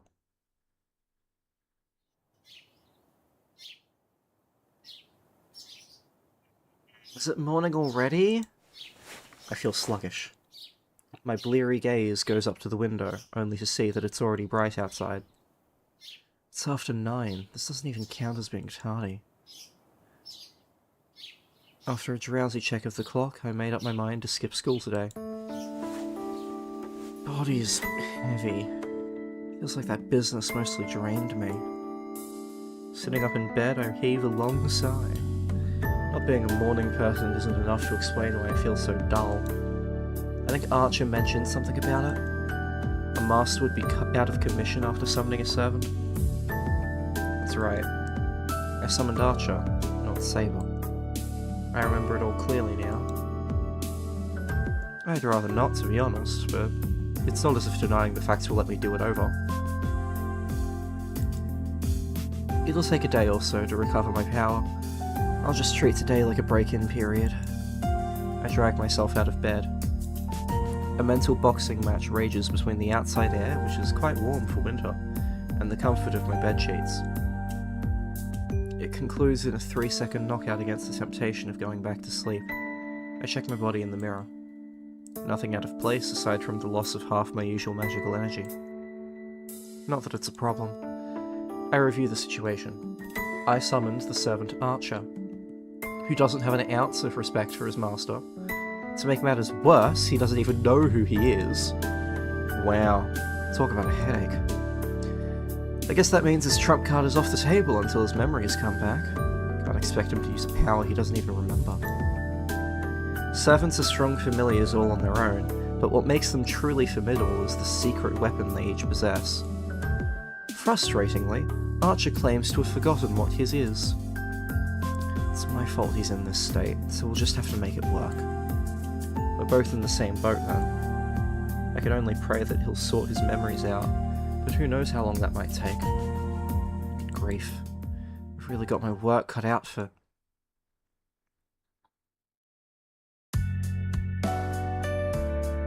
Whoa! I might have to reevaluate my opinion of him. The parlour is completely back to normal. I thought he'd maybe just clear away the detritus, but the room is so spotless I can't help but be impressed. He must have felt bad for wrecking the place. I doubt he would have gone to the trouble otherwise. I guess I ought to commend him for being a more decent guy than I. Still taking your sweet time, I see. Need I remind you that we're wasting daylight? I retract my statement. There isn't a remorseful bone in his body. Good morning. You seem to have made yourself right at home. I did spend the night, after all. Oh, I took the occasion to tidy up the kitchen. I expected it to be inadequate, but it's rather thoughtfully furnished. Quite well kept for a girl living alone in a mansion. I have a headache. Why do I have to put up with a servant judging my interior decoration? I thought servants all cared only about fighting. Are we sure this guy isn't defective? I see you aren't in your best condition. You were so feisty last night, but the fatigue must have caught up with you. I'll pour you some tea. I hope black is fine. Acting like he owns the place. Without missing a beat, Archer produces a teacup and fills it with the expensive reddish tea he's been brewing. There's a lot I want to say right now, but oddly enough, I can't work up the indignation to. The way he does it all is so refined. I've got to admit he might be rather cultured. Fine. I am pretty exhausted, so I'll have some. I sit down on the chair. The teacup is placed soundlessly in front of me. I take a sip. Oh, it's delicious. I expected as much, since it's my favourite Chinese tea. A spring harvest Hongcha. I'd be upset if it didn't taste good. On that note, I'd normally be upset if someone used my favourite tea leaves without asking. Makes me mad, but the tea was brewed so exquisitely that the pleasure it brings overcomes my anger.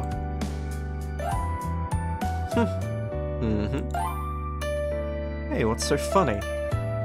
Well, I was gonna ask how you like it, but your face tells me enough. I set the teacup down with a forceful thud. Oh, what a waste. You should enjoy it while it's still hot. I can leave if I'm spoiling the mood. No need. Thanks for the tea. I didn't become a master to be a tea snob, and I didn't ask you to do that either. I see.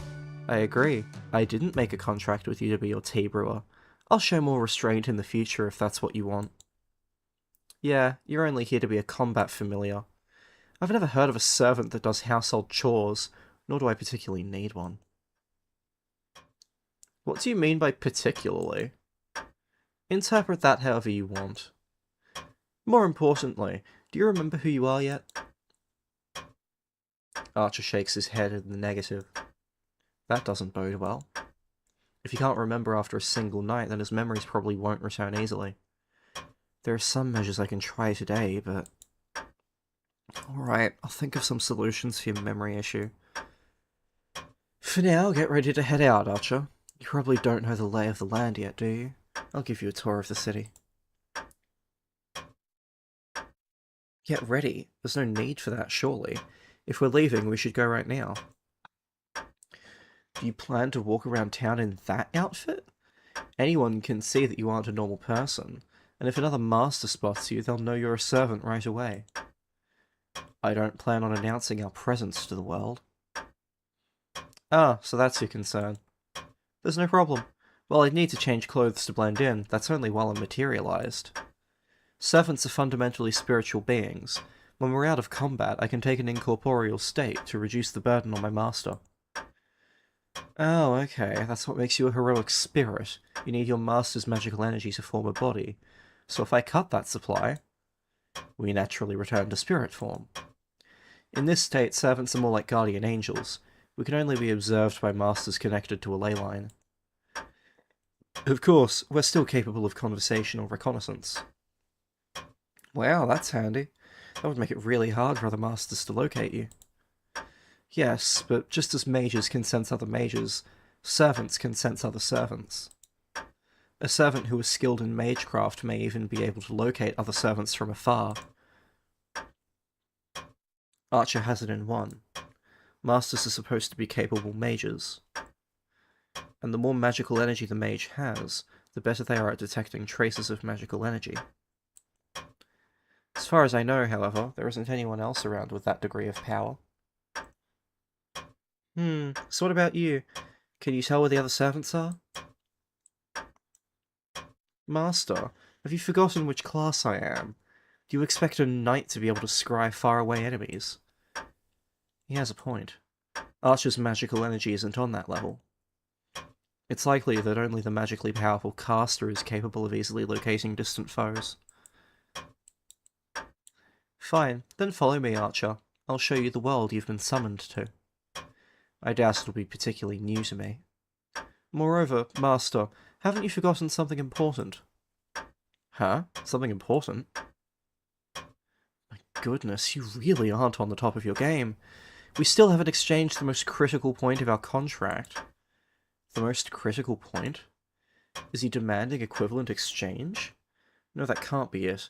The chance to take part in the Holy Grail War is already reward enough for a servant. There shouldn't be anything else left to trade. Wow, you really aren't a morning person. Archer sounds exasperated. His oh-so-sardonic manner of speech finally gives me an idea. Come to think of it, he's never once called me by my name. Oh crap, my name! Finally caught up, are we? I suppose it isn't too late. So, Master, what is your name? What should I call you? Archer sounds sulky. Oh man, he really is a decent person. I'm sure of it now. After all, there's no tangible benefit to exchanging names. Servants are forcefully bound to their masters by the command spells. While names are key to contracting with a regular familiar, there's no need for a master and servant to be so intimate. But it's important to Archer.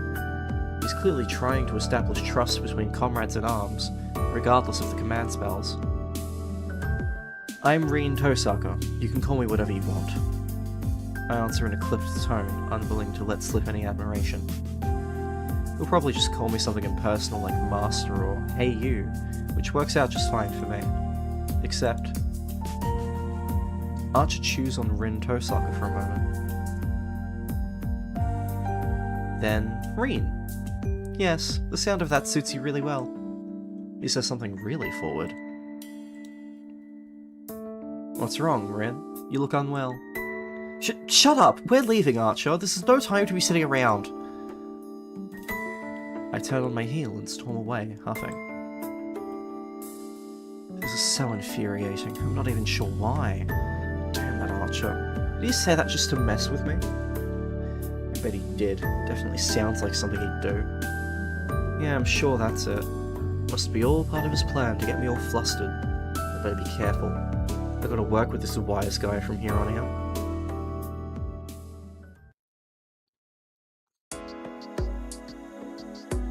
I take Archer outside.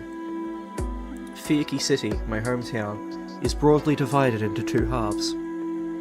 There's Miyama, which is left over from the village the city grew out of. and Shinto, the developing modern region across the river. My house is in Miyama, the old part. Miyama is itself split into two areas: the European-style neighbourhoods, originally inhabited by immigrants from abroad, and the old Japanese-style houses set against a mountainous backdrop. Both areas are situated on hilltops along the outskirts of town. The street dividing the two residential areas is fairly normal by comparison. Oh, she's taking for a walk, Lumpia. Yeah, needs to get some enrichment out of their enclosure. How normal, you ask? This normal. This is the crossroads of Miyama. On one side lies the road going up the hill to the European neighbourhoods where I live. Opposite is the road to the Japanese houses, and between them is the path leading into Shinto, where my school and the shopping areas are, as well as Ryudo Temple in the mountains.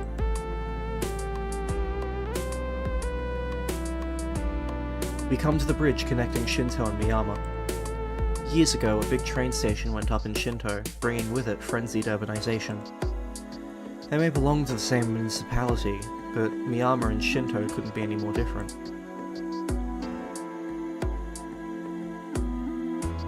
The name Fuyuki, written with the kanji for winter tree, is supposedly inspired by the long winters here, which, by the by, are pretty long. Despite that, temperatures are warm. February here is only about as cold as the very start of winter elsewhere. I bet if you randomly started digging, you'd turn up a hot spring or two. Though, of course, our temperate weather disqualifies this town as a hot spring resort location.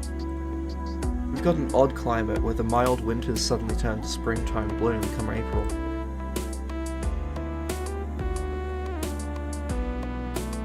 This is what Shinto looks like.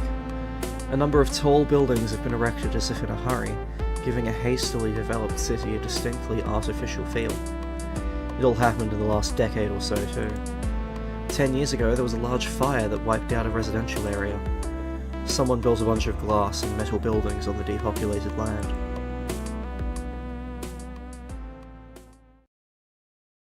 And here is the centre of it all.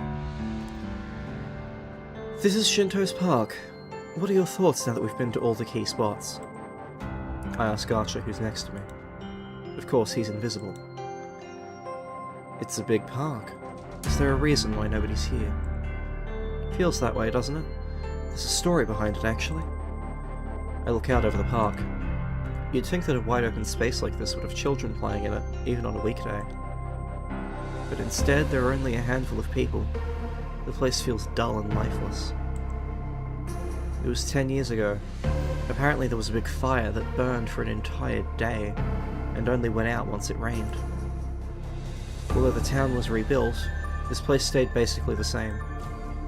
The burnt meadow eventually got turned into a park. Archer says nothing, but I can tell he sensed something odd, even if I can't see him. Noticed, have you? That's right. This is where the last battle of the previous Holy Grail War was fought. It all ended here. I see. So that's why there are so many grudges here. Huh? You can tell. Servants are spirits first. Our very existence is similar to grudges or obsessions. That makes us sensitive to lingering emotions such as these. There were other areas around town that felt dense with such a feeling, but this is on a different level. From our point of view, it's almost like a reality novel.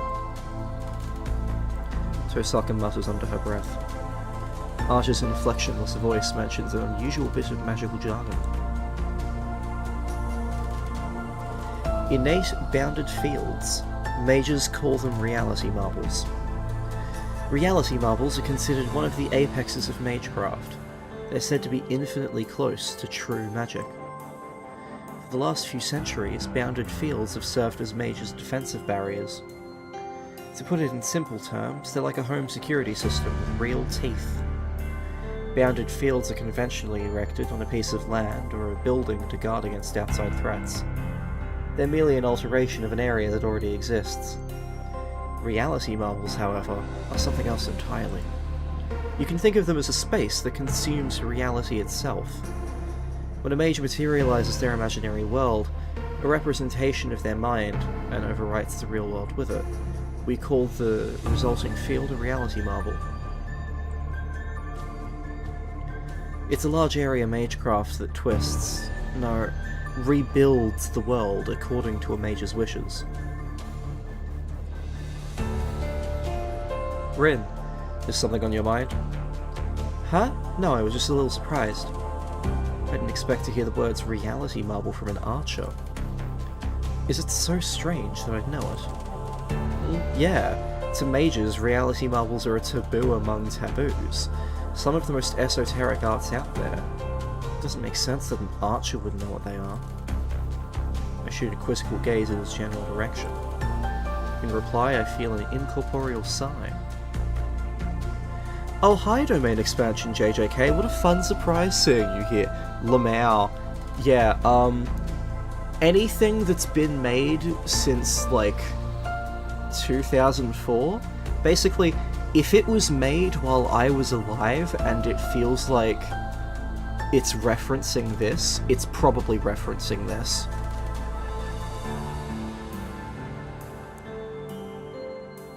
Ren, the word hero implies some familiar with both martial and magical arts.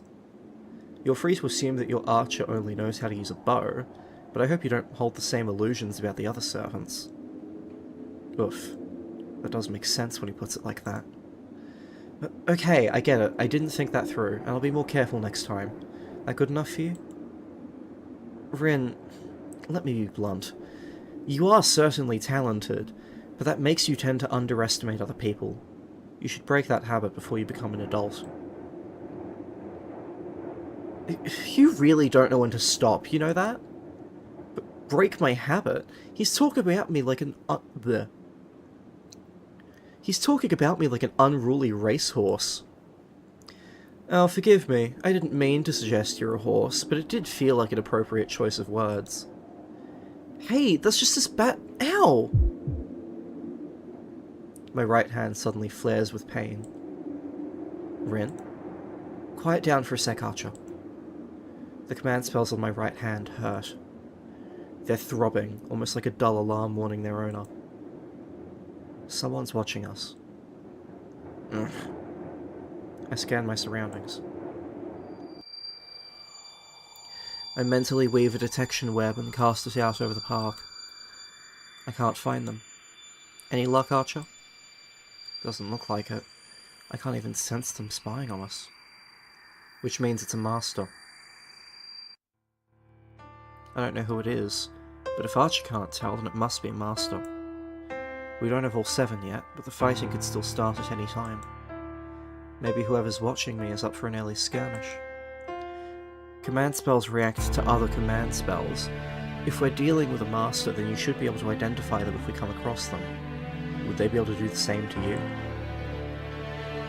Yeah, but advanced spellcasters can hide their energy signatures. Our command spells may react to each other, but it still takes magical energy to activate them. As long as the master keeps their magic circuits shut, it'll be hard to find them. That's troubling. Does that mean we're broadcasting our position? Pretty much. If I looked around at home, I'm sure we could dig up a way to mask my power, but... You don't need to? Yep, they'll just come to us first, right? Saves us the trouble of looking. Archer doesn't respond. Maybe he's irritated with me. What, are you going to tell me not to get cocky? I ask, a little defensive, thinking of our earlier exchanges. Archer mentally brushes the question aside. You're at your best when you're like this. Yes, let the small fry come to us. I can feel the smirk in his tone. I'm not saying I like what he said, but it is enough of an olive branch, I suppose. We start walking around town again. I spend the day taking him to all the important places, and even drop by some less significant spots that might be useful to know. After dinner I make for our final stop. It's now after 7 in the evening. This is a good chance to show him the best vantage point in the city.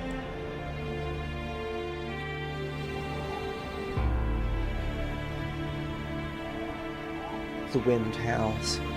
We're atop the tallest building in Shinto. The commanding view of the city makes for a fitting end to our tour. So, pretty great view, isn't it, Archer? Heh, I feel sorry for any future boyfriends. You really know how to run a guy ragged. Huh? What did you just say, Archer? Just an honest thought. It is a good position, though. If you'd taken me here first, it would have spared you the effort of all that walking. What are you talking about? It's nice, sure, but you need to visit places to really get the lay of the land. This only gives you a bird's eye view of the city. Not necessarily. You think too little of the archer class. One can't be a good bowman without good eyes. Really? Can you see my house from here, then? Not quite that far, just to the bridge or so. I can count the number of tiles there, at least. No way! The tiles on the bridge! I didn't expect his vision to be as good as the telescopes I often see on rooftops. Sharp eye doesn't begin to cut it. I'm surprised. You really are an archer. Rin, are you mocking me? Of course not. I just didn't take you for the bow and arrow type. My mistake. That's a misconception we'll have to address when we get home. With that, Archer goes quiet for a while. He must like the landscape from up here. He's probably considering the layout of the city. I shouldn't interrupt him while he's thinking. I step away from Archer and approach the edge of the rooftop. All I can see from here are the lights below. Headlights flow through the streets, and I can make out people on the way home from work. I can't tell what kinds of cars they are, or who exactly is walking. I can see them, but not clearly. It's not unlike how I could tell someone was watching me earlier, even if I couldn't pinpoint them.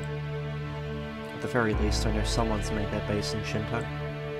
I squint down toward the ground. There are 7 masters in total. I don't know who they are, nor which servants are with them. At this point, every master is probably gathering intelligence on their rivals. Suddenly, I feel someone's eyes on me. There's no reaction from the command spells. I simply sense that someone is looking at me. Down there. I peer down. People are walking on the street, but one in particular is gazing up at me as if staring at the moon. I'm not sure exactly who that is. I can't say for certain, and yet I know exactly who. I can't believe that guy. What's he doing out this late? Have you found an enemy, Rin? Archer calls out to me. Maybe he can make out my rising hostility. Not really. It's just someone I know. A normal person who has nothing to do with us. Unable to clamp it down, I irritably snap back at him and step away from the roof's edge. He couldn't have seen me from the ground. I'm sure it was just a coincidence. I haven't given myself away. And yet, my mage side is screaming at me for allowing an eyewitness to catch sight of me.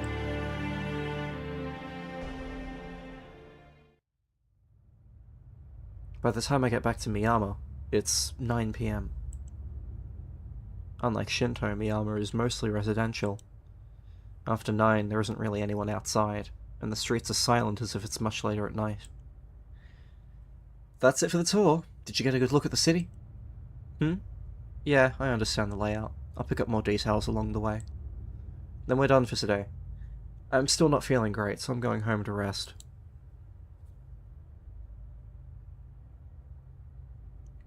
I start up the hill at a relaxed pace, when I notice someone up ahead.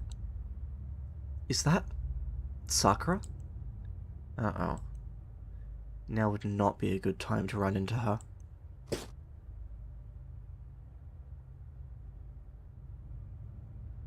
Rin, why are you hiding? Quiet! There's someone I know up ahead. I skipped school today, so I don't want her to see me. As I answer, I keep an eye on her. In the middle of the street, there's the first-year student I know. And a foreigner I don't. They're talking. No, it looks more like he's trying to pick her up, while she'd rather be anywhere else. Are you acquainted with the foreigner? No, I don't know who that is. There are a lot of European houses here, so maybe he's a tourist. Even as I finish the sentence, I'm mentally telling myself off for being so soft on that girl. Archer, is he human? Who knows? I can tell he has a human body, so that makes him no servant at least. Yeah, he isn't a master either, so it's probably just some lover's tiff. Though, even I know that she isn't the sort to get caught up in something like that. They're gone. The girl's going up the hill. The man. The blonde-haired man descends via the street we came by.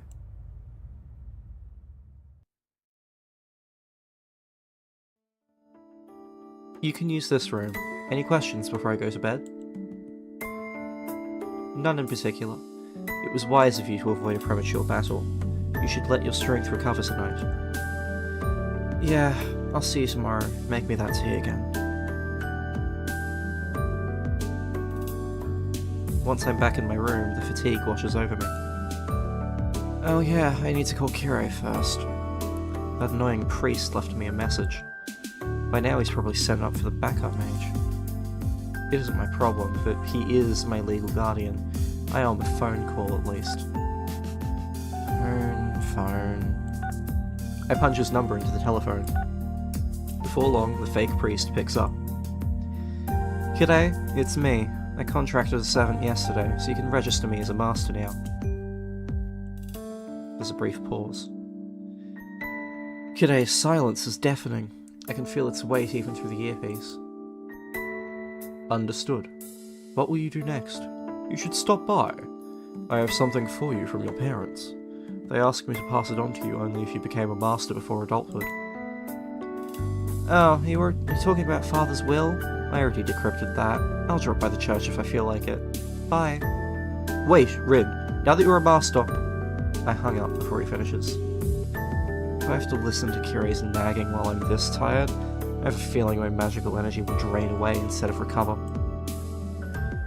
Alright, I should be ready. All that's left is to sleep. Once I open my eyes, it'll be a brand new day. 10 years ago. My father fought as a mage in the Holy Grail War and lost. Now it's my turn to risk it all for the same prize.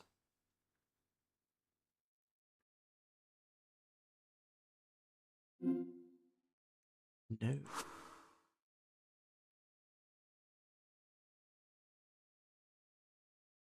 February 2nd. Okay. Oh boy, time for the third and final part of the prologue. Part 1 was 90 minutes and Part 2 was 30. I don't remember if Part 3 is the longest or not. It might be. Oh, I need a sec to drink. And I'm sure everything goes great for her. Well, I wonder...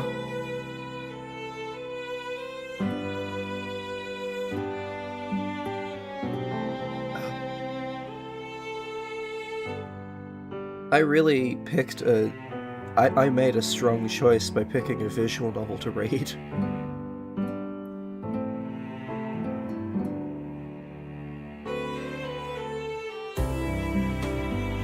Okay.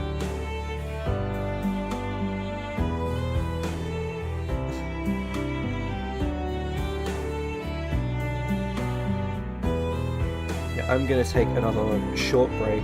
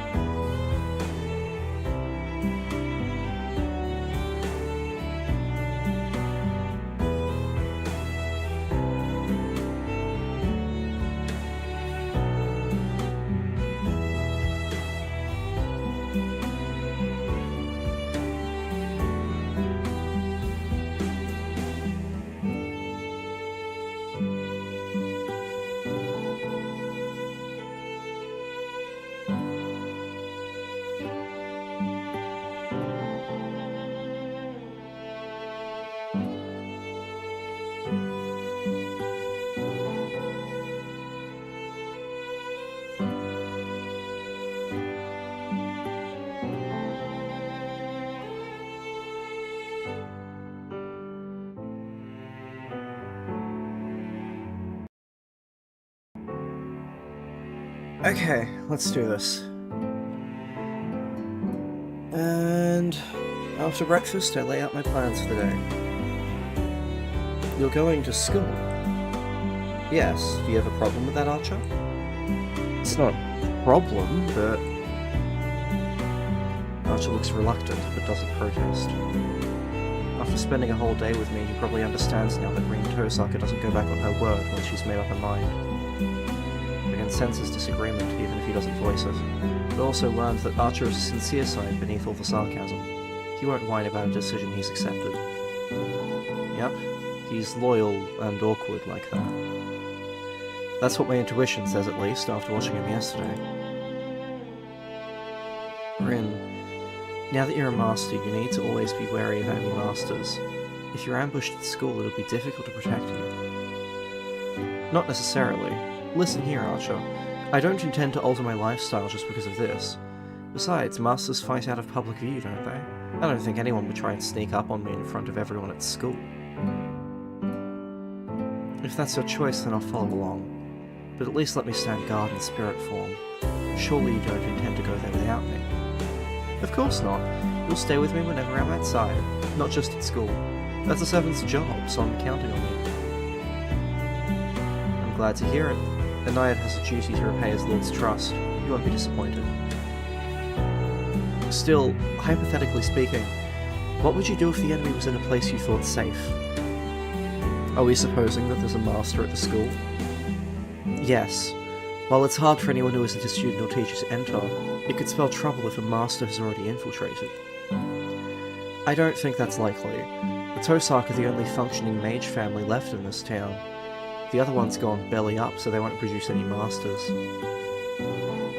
How do you know?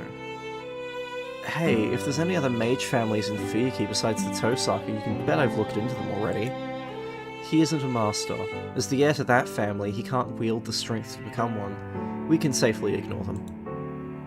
I see. So there is another mage at your school, but they lack the magical energy to be a master. That's right. Most of the other masters will be coming from the outside. They wouldn't be at my school. For now, perhaps. But there are exceptions to every rule, Ren. What will you do if you encounter an unknown mage at school? I'm telling you it won't happen. Mages are sensitive to each other. I've spent a whole year at that campus, so I'd be able to sense any mage no matter how hard they try to hide.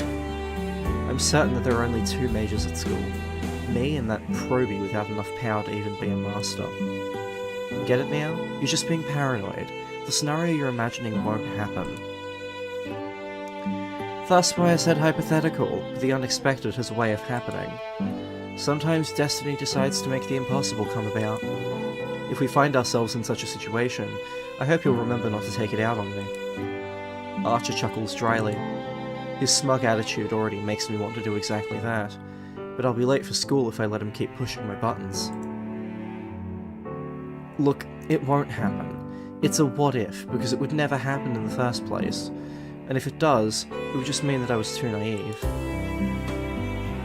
I'll remember you said that. Let's get going then. It takes 30 minutes to get to your school, so you'd better leave soon if you want to be on time.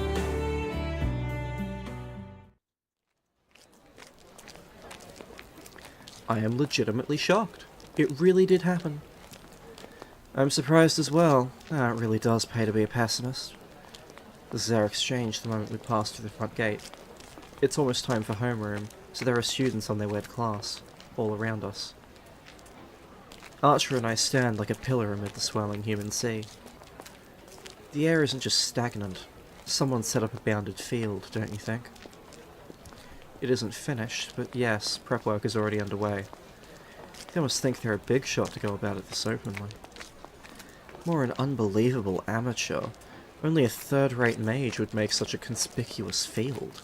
Someone with actual skills would conceal it until it was time to strike. And how would you rate this mage? Who knows? I couldn't care less. More importantly, trying such shoddy work in my territory is just going to earn them a beating. I let out an indignant huff as I crossed through the grounds. As a mage, there's no sugarcoating it. I won't be satisfied until whoever made this bounded field gets what's coming to them.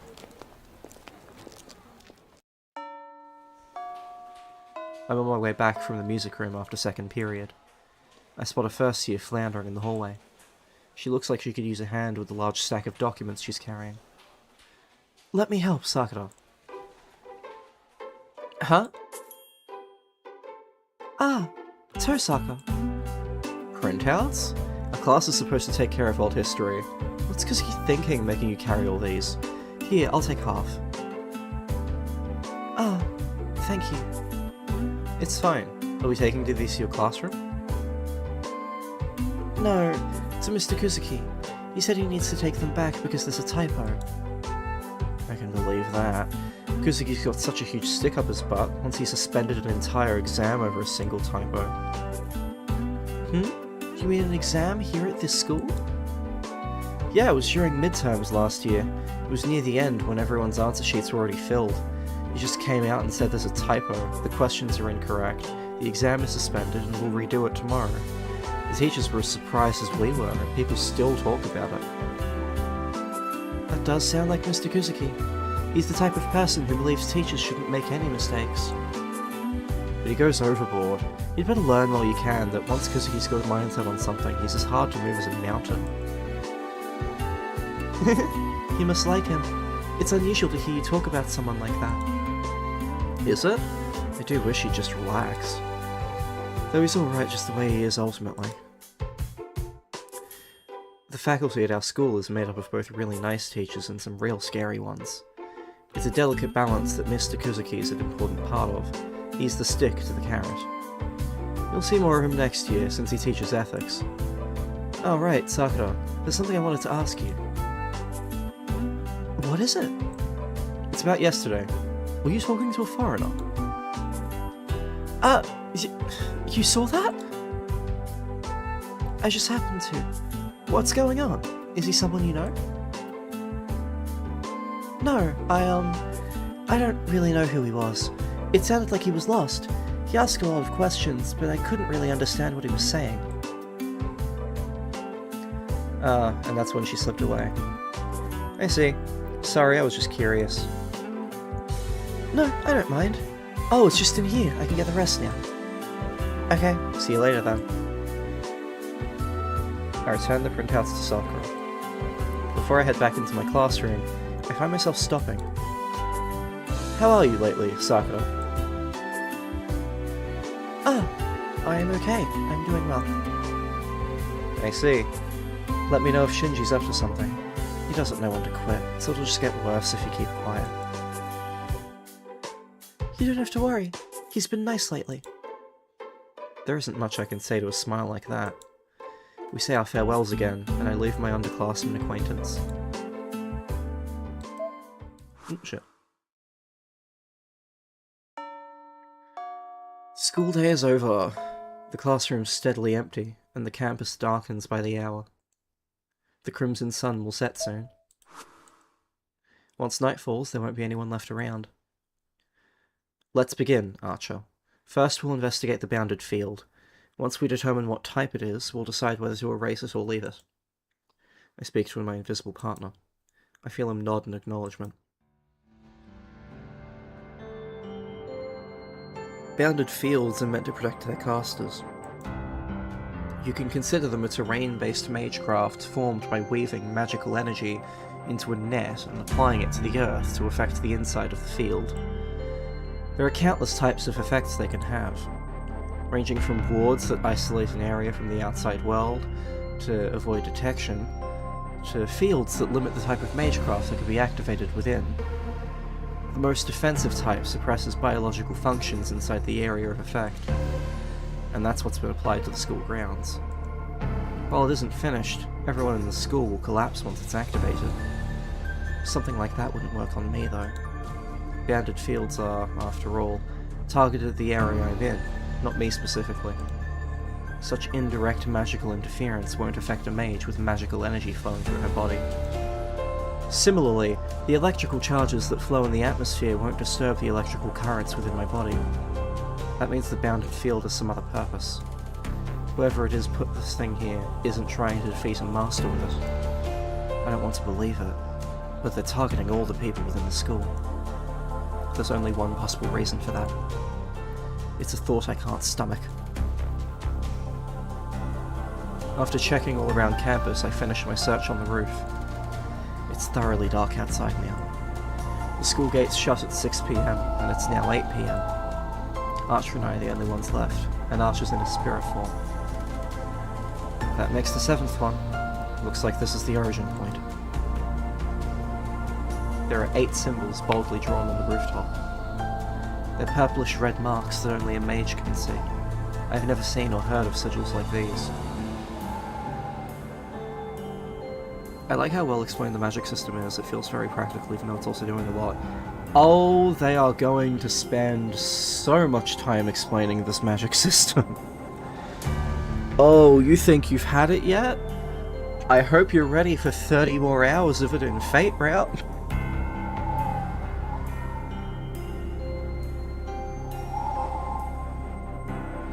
Whoever set up this bounded field did it recklessly.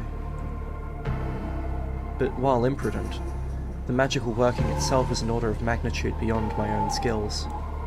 I could temporarily erase the energy of the curse, but I have no way to dispel the bounded field itself. All the spellcaster needs to do is supply it with more energy to reactivate the curse's effects. Archer doesn't comment. He's probably remained silent since encountering the rooftop sigils because he too has realised their nature. This bounded field does more than drain its victim's stamina. It will literally melt everyone inside once it's turned on. There are bounded fields which rob the victims of their life force and spiritual energy, but the spell that's been applied to the school grounds is on a whole different level. This is no less than a soul eater, a blood force which melts the human bodies inside it and forcibly collects the souls that ooze out.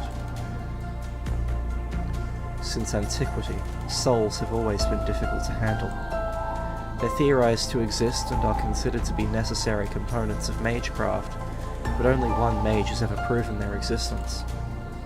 Our definition of soul stops at that which examines within and that which is transferred between vessels. To not only extract souls, but then capture them in one place, it defies comprehension. What's a mage supposed to do with a bunch of energy we can't even convert? So if I had to think of a purpose for it... Archer, is that what you and your kind are? It comes out colder than I intended. You surmise correctly. I did say that we are fundamentally spiritual beings. That means we feed on the second and third factors, the soul and the mind. Just as you sustain yourselves with the flesh of creatures, we servants derive nutrition from the mind and soul. While said nutrition doesn't change our base abilities, acquiring more of it does make us more durable. It increases our reserve of magical energy, in other words. He's right. The way to make your own servant stronger is to indiscriminately attack human beings. So your own master's magical energy isn't enough. It's sufficient, but it never hurts to have more. In war, some weaknesses can be compensated with material when one is lacking in fighting strength.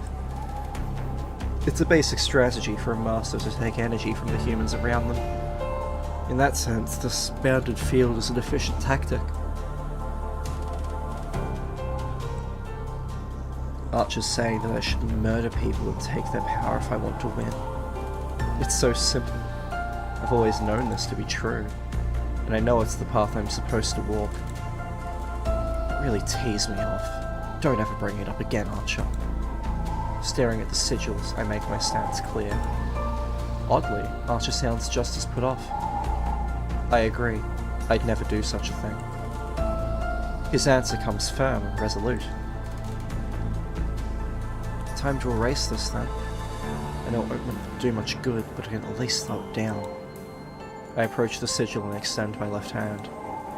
The magic crest engraved on my arm is like a grimoire passed down through the Tosaka line. A mental switch is flipped.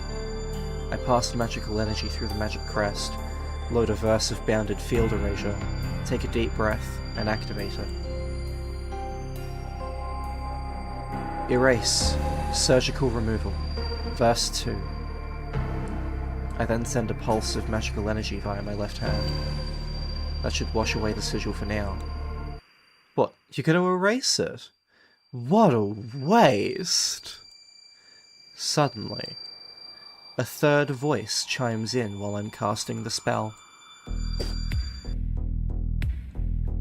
I whirl around.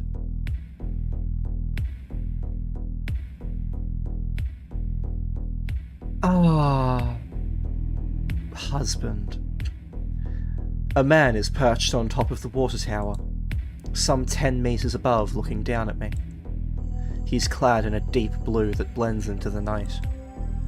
His mouth is drawn into a grin, and he has a bestial air about him.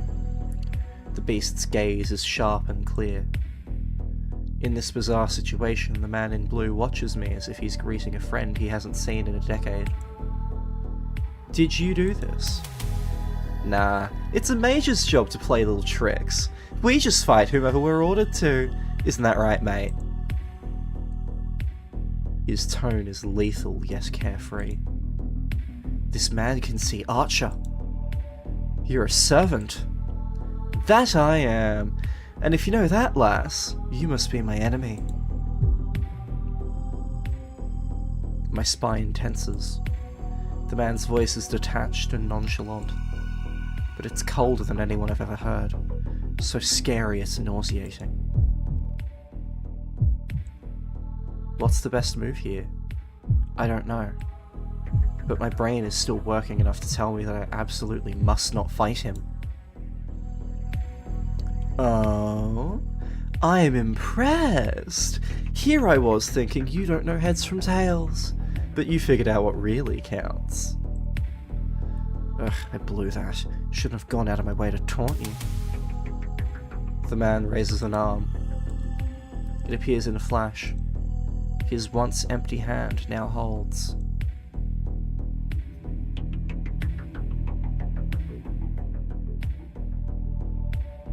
A scarlet, 2-meter-long weapon. Ha! My legs throw me to the side before I can even think. There isn't time to even hesitate about jumping off the roof. With all my might, I make a mad dash for the fence, intending to barrel right through it. A cyclone lifts my hair into the air. It was by the skin of my teeth. In that instant, something slices through the space I was just in, tearing the fence apart with it. Ha! You got a nice pair of legs on ya. A blue whirlwind pursues me. There's no way out. The fence is behind me. My flanks are cut off. I won't make it. Light mass. Heavy pressure. I react swiftly. My magic crest surges to life so I can weave a single count magecraft. The spell lightens mass and manipulates gravity. Light as a feather, my body bounds into the air. Rin! I know, I got this! And I jump over the fence to plummet off the roof.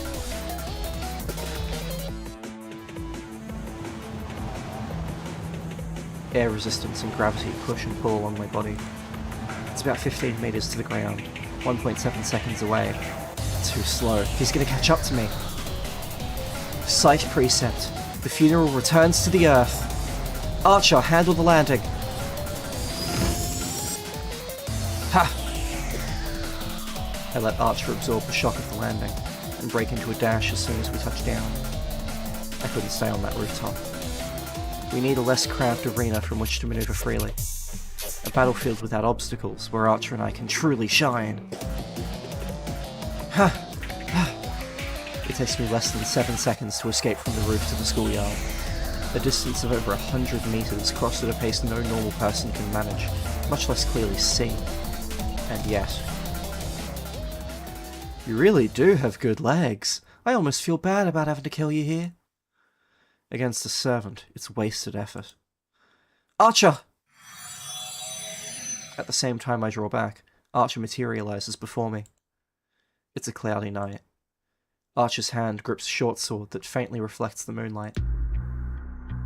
Oh? The man's lips twist into an ominous sneer. Yeah, that's how this ought to be. Can't say I hate guys like you who are quick on the uptake. The whirlwind howls. It's the weapon he swung at me on the rooftop. A spear of blood like crimson that came mercilessly for my head. A lancer. That's me. That must make your servant a saber. Nah, he doesn't feel like one. Who the hell are you? Gone is his carefree ease from a moment ago. Archer stays silent, facing off against Lancer's unconcealed bloodlust. There's just under 5 meters between them. Lancer's weapon is merely 2 meters long. It doesn't feel like this beast of a man is going to be deterred by a mere 3-meter difference.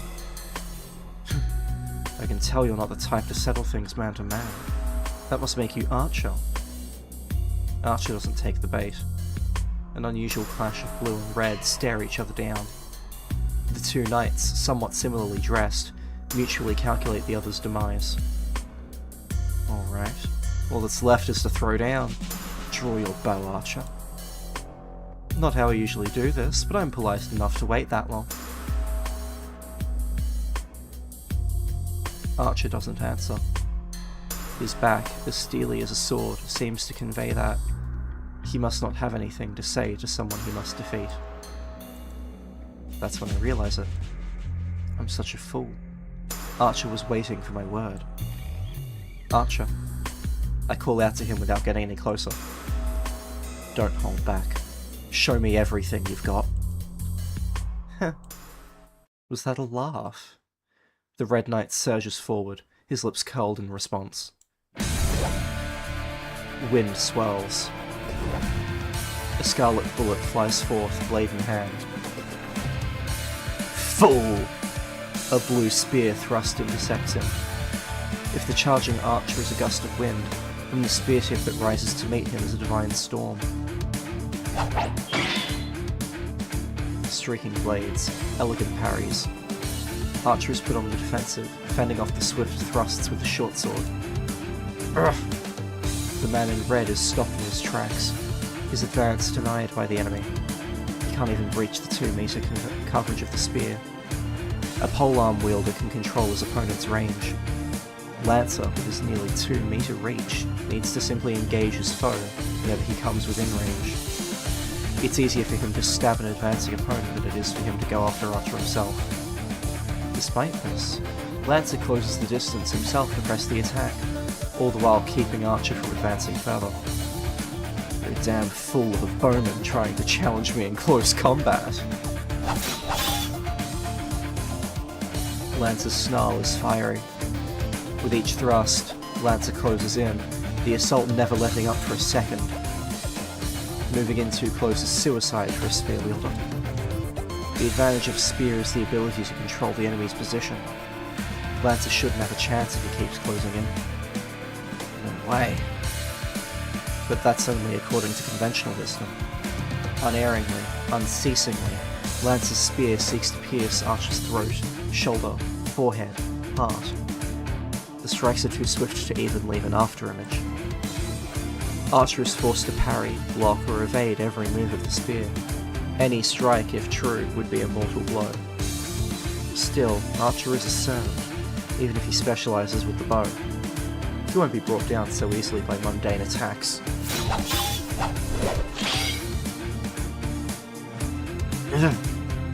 The thrust at his forehead is quickly battered aside, and Archer renews his charge in spite of Lancer's spear. One might think that swordplay is all there is to Archer's attacks, but he's exploiting the weakness of spear tactics. Against the spear's considerable reach, neither retreat nor evasion are viable defences for long. A half-hearted withdrawal isn't enough to get out of range, while probing attacks will lead to evisceration. A reckless charge will similarly end in impalement at the edge of the spear's range. Archer and Lancer have more or less the same physical stature. Without heavy armour, it's difficult for Archer to penetrate the lethal storm of Lancer's attack radius. But Lancer's strikes are a different story. The high-speed thrusts intended to pierce vital points are indeed terrifying. But each strike has a set trajectory and target. If one can predict these, then there are ways to avoid harm. Just as Archer is doing, one can block the strikes aimed at vital points, or just barely evade their arcs to create safe openings. Lancer probably underestimated him as a ranged specialist. The advantage of a long weapon is the generous range at which one can engage the opponent. By giving that up, Lancer is as short as... This is a cool fight for being so early. Yeah, pretty much all of the fights are really good. It is probably the thing Fate does best as a series.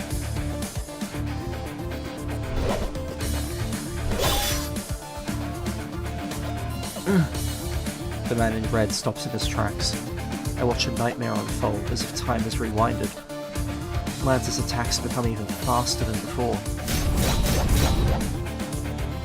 Good.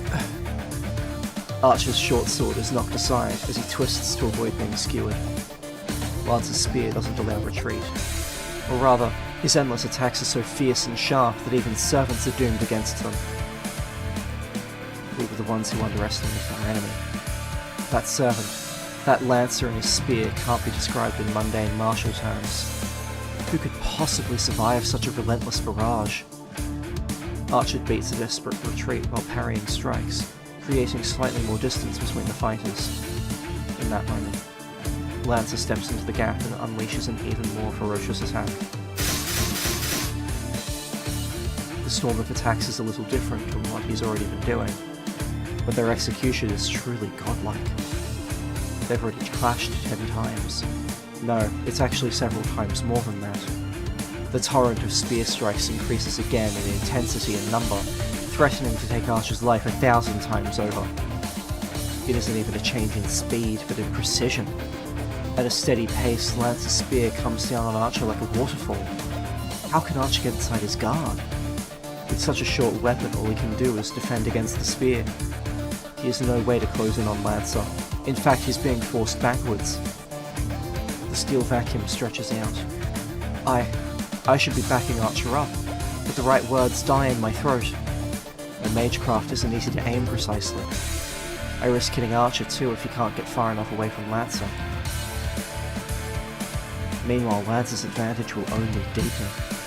And to be honest, I'm captivated by your duel. So this is a battle between the servants. The Holy Grail War is a battle between familiars of the highest order, heroic spirits, beings that we mages can't begin to approach.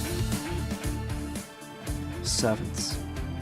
Familiars divided among 7 classes and roles, serving 7 masters.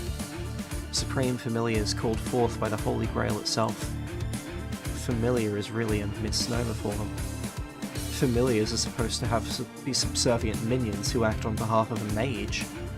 Normally you'd imagine something like Puss in Boots, an elegant white bird, or a disobedient black dog, something like that.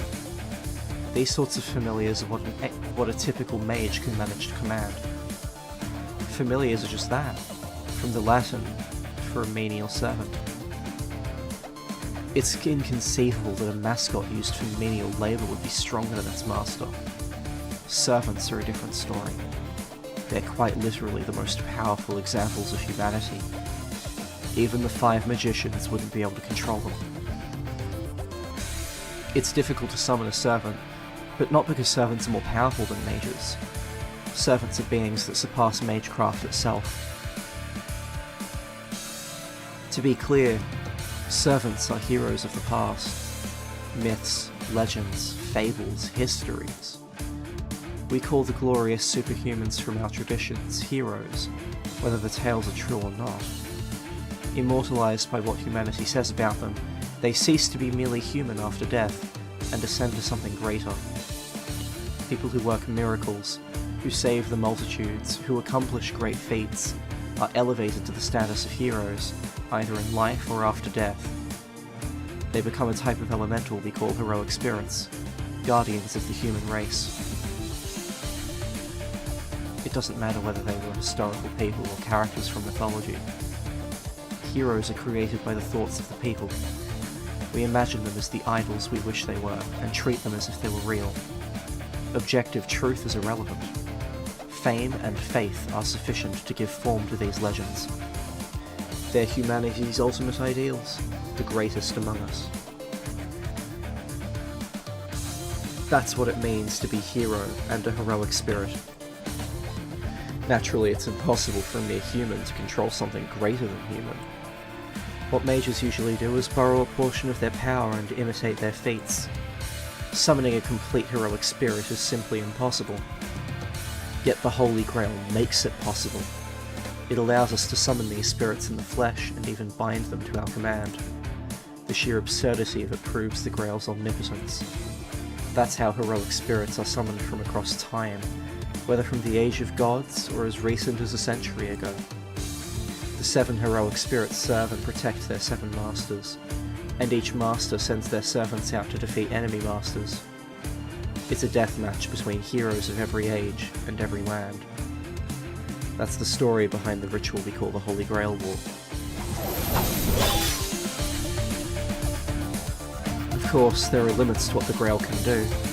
Even the Holy Grail can't indiscriminately summon mythic beings akin to elementals. Just as a form created by the people is required to materialize the 6th theoretical factor known as demons, heroic spirits need a material form to operate in this world. This is their temporary label.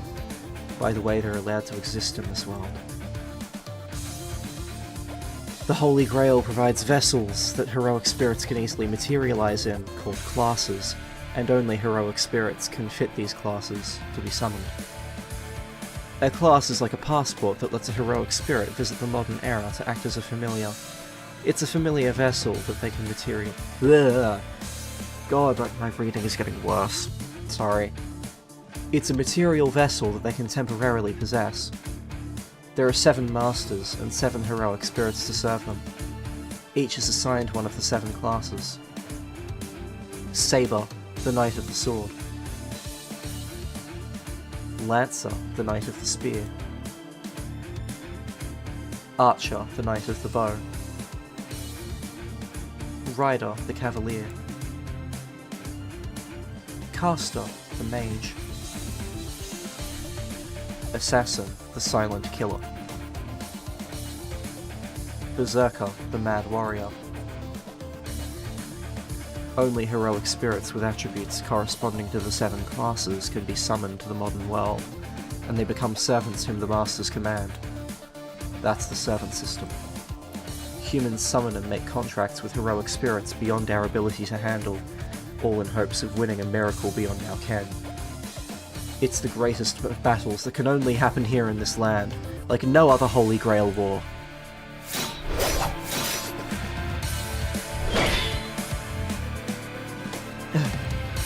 The duel reaches an even higher pitch. The short sword goes flying from Archer's hand after blocking one of Lance's strikes. Lance's skill is consummate. A seemingly straight thrust suddenly whipped into a disarming arc at Archer's wrist. It was an attack that Archer couldn't have avoided even if he saw it coming. There isn't an effective way to parry the spear with a sword. A forceful block is countered with an even keener strike, while defending with minimal force will never create an opening to exploit. The clash between sword and spear is shaping up into an intense struggle to defeat an enemy outside of Archer's reach. You fool. There's no hesitation in Lancer, even as he taunts Archer. He pauses from the constant pressure he puts on Archer. Does he intend to settle the duel in an instant? Lancer takes a firmly rooted stance, trading a fiery glare with the now unarmed Archer. It happens in an instant. In the span of a breath, Lancer loses a flurry of blows that's no less than a flash of light. Imperceptible. Forehead, neck, and heart. The spear used to skewer all 3. And yet, another flash of light counters the first that I couldn't even follow. Huh? Archer's hand grasps the short sword once more. Like the weapon he used earlier, it's a Chinese sword not dissimilar to a cleaver. But the greatest difference between them is... a dual wielder, eh? Blade and blade. In each hand he grips a sword, each clearly meant to complement the other. Ha! Playing swordsman, are we? Lance's spear sings through the air. It becomes even faster, as if to herald Archer's certain death.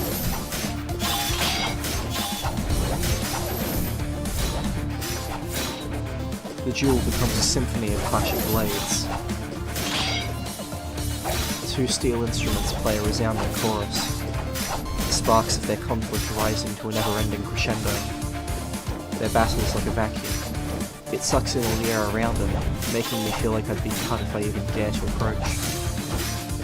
It all happened in an instant, really, as I watched with bated breath, the moment seemed to stretch on. Lancer keeps his foe out of his fatal pocket, while Archer attempts to close the gap with a shield of dual swords. They've clashed over 100 times already, Archer losing a weapon each time. But instantly another sword appears in Archer's empty hand, and Lancer is slightly driven back each time. Lancer finally acknowledges his miscalculation. He has no idea who he's fighting, but it would be a mistake to keep dismissing his opponent as a blown. Oh my god, can my mouth work, please? But it would be a mistake to keep dismissing his opponent as a bowman.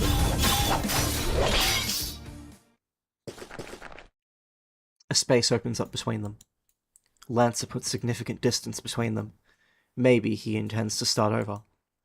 That agility isn't normal. Archer's charge defies human ability, but he's sluggish next to Lancer. The swiftness of Lancer's retreat had the speed and grace of a leopard. 27. I've disarmed you 27 times, and you still have more? Lancer sounds irritated. Actually, he sounds more confused than upset. I feel the same way. According to my father, servants typically only have one weapon. They're supposed to be singular relics of unimaginable power, not expendable items to be drawn over and over like Archer's doing. Servants are heroes whose spiritual rank are elevated to the magnitude of elementals or divine spirits after death. In a way, they're not unlike angels and demons. They're powerful familiars on their own, but their greatest strength is the mighty weapons they prove they're heroes. We call these magic items noble phantasms. They are the favoured weapon or armour that a servant used while it was a living hero, and it's literally the servant's secret weapon. To a servant, a noble phantasm is a one-of-a-kind armament. It's the servant's indispensable ultimate weapon as well. The same goes for Lancer's spear. It can exhibit its power as a noble phantasm if he so chooses. A noble phantasm is a formidable weapon on its own, but its true power is expressed by invoking its true name. Heroes' weapons are known to have slain dragons and gods, to have conquered the earth. Servants activate noble phantasms with their own magical energy. It's not unlike magecraft, actually. Servants use their noble phantasms as catalysts to recreate the destruction from their legends. A noble phantasm is most certainly not a disposable tool. Archer has produced dozens of swords by now. Each seems like a masterwork unto itself, but they surely can't be his noble phantasm. He's an archer, after all. His secret weapon must be some kind of bow. What's the matter, Lancer? It's not like you to be so cautious. Where did all that fire go? Sneaky bastard. Think you could bait me like that? The cause of Lancer's irritation is obvious. Lancer has been fighting as a spearman, while Archer has been fending him off as a swordsman. Meaning that Archer hasn't revealed his cards yet. That must be frustrating to deal with. Fine, then let me ask you this. Which land are you a hero from? I've never heard of a bowman who's also a dual-wielding swordsman. It's easy to tell who you are, though. They say that only the swiftest heroes are chosen as lancers, but you're outstanding even among them. There can't be 3 spear wielders as fine as you in the world, and only one has such bestial agility. Oh, well said, Archer. For a moment, the bloodlust is so strong I forget to breathe. Lancer's arms move. It's a deliberate stance, without any of the nonchalance he's shown thus far. His spear tip dips as if to puncture the ground, but Lancer's eyes bore straight through Archer. Then will you taste my killer technique? I won't stop you. You're a foe we have to overcome sooner or later. Lancer lowers his stance. Simultaneously, a thorny, bitter cold overtakes the schoolyard. The air freezes. I don't mean that metaphorically. It's literally ice cold. All of the mana in the atmosphere freezes solid. Only the warrior Lancer is allowed to breathe in this space. The spear in Lancer's hands is undoubtedly magical, its true form eager to burst forth. Oh no. He's going to die. I don't know what kind of noble phantasm that is, but Archer is finished. This is the first time I've had this kind of premonition, and as hard as it is to believe, I don't doubt it for a second. If Lancer unleashes his spear, Archer will die. That's absolutely certain. As Lancer says, his spear means death. Ah. Archer will lose. Lancer will stab him through the heart and he'll die. Despite that, despite these premonitions, despite this insight, I can't even help Archer. I feel like if I so much as lift a finger, it'll signal the beginning of the end. If there's a way to prevent Archer's defeat, then it can only be... Who goes there? The sudden appearance of a third party whom we've all overlooked.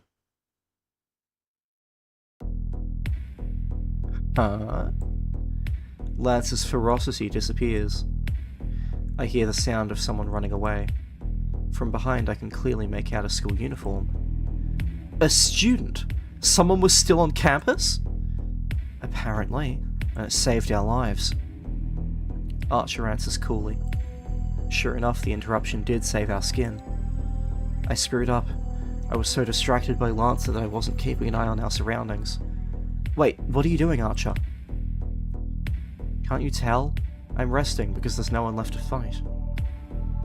That's not what I mean. What about Lancer? He went off to chase the witness, probably to get rid of them. For a moment, my thoughts grind to a halt. After them, Archer! I'll catch up! Archer pursues Lancer immediately. Damn it, I'm such a dummy! I curse my own negligence. It's standard mage policy to eliminate witnesses. Until now, I've been careful not to allow it to anyone to see me as a mage to avoid that scenario. Why did it have to happen today of all days?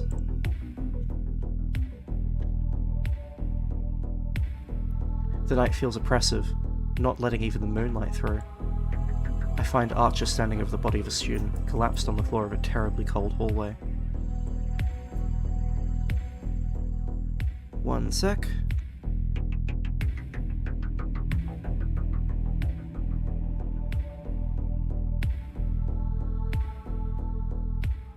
He looks wordlessly down at the student. An odor reaches my nose. The sight of slowly pooling blood makes me realize that it's the smell of death. Follow him, Archer. Lancer should be running back to his master. If we can at least catch sight of their face, then tonight isn't a total loss. Archer goes off after Lancer. Only the fallen student and I remain in the corridor. I can't look him in the eye, but I have to. This is my fault. This is my fault. This is my fault. Since I was young, since I made up my mind to inherit the Tosaka legacy, I've been prepared for this. Mages aren't governed by good or evil. I've known all along that this path would be a bloody one. A single thrust from Lancer's spear. If he got you in the heart, there's no saving you. I don't know how many seconds ago Lancer killed him. It's just a matter of whether he was unlucky enough to get stabbed through the heart. The blood loss isn't as bad as I would expect for a destroyed heart, so maybe the injury isn't too deep. It might not be too bad, but he's still screwed if blood has been cut off to his brain. Though, yeah, if his heart was wrecked, then he would have died instantly. Still not dead. You're really something. It's hard to hear, but just barely. My ears pick up faint breathing that he might be a death rattle. But it won't last more than a few seconds. I don't have the power to save him. I don't even have a way to heal my own wounds. I have to look him in the eye at least. I start to reach for the face of the prone figure when I realize that my fingers won't move. They're shaking. But why? I'm used to this. I've made this choice countless times. I've lost so much thanks to my own mistakes, my own selfishness. That's why I've always been ready for this day to come. Then why am I so angry at myself? I'm sorry. I'll keep you company. You deserve that much. I use cold logic to still my trembling fingers and legs, and check the fallen student's face. A great weight falls onto me. I feel like I've just been struck by a hammer. Don't do this to me. Why did it have to be you?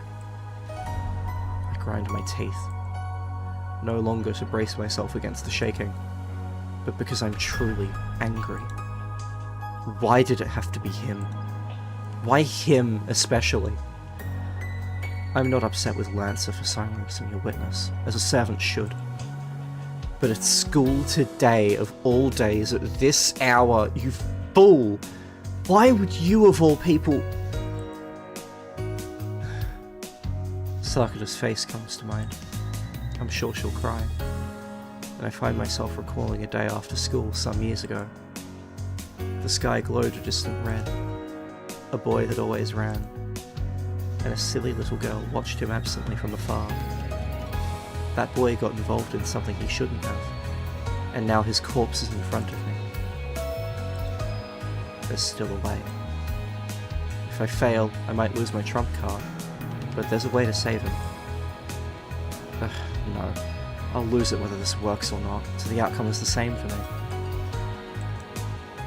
This is a mistake. His impending death is a foregone conclusion. It's my fault for not paying enough attention to what was happening around me. And his fault for having the dumb luck to be here tonight. There's no need for me to go this far for him. My father, who left me with nothing to remember him by, did in fact leave me this heirloom to help me. It's a massive store of magical energy meant to be a trump card that helps me win this war. A precious, precious treasure. Just for... So what, stupid? I turn back and kneel by the dying boy.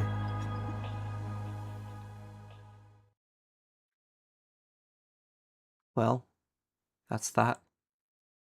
The pendant in my hand gets lighter.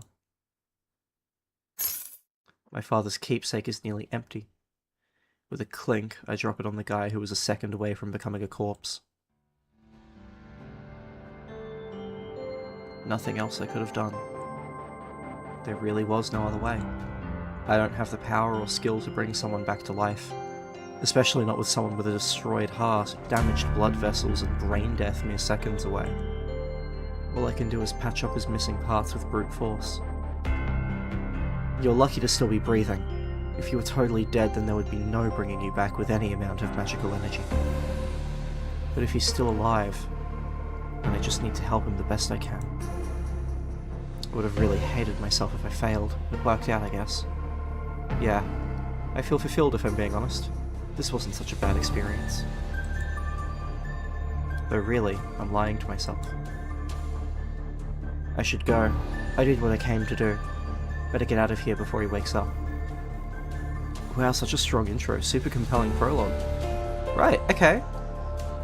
I think you like this section a bit more than I do. Yeah, there isn't any point hanging around. Archer's off tailing Lancer, so I should just go home.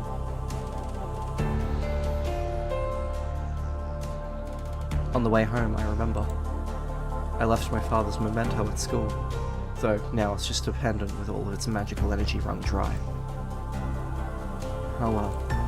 I don't suppose I need it anymore. Might have a little bit of energy left in it, but it's less than the 10 gemstones I'm carrying. What father wanted was for me to have enough magical energy to win the Holy Grail War. Now that I've used that resource up, its container doesn't mean much.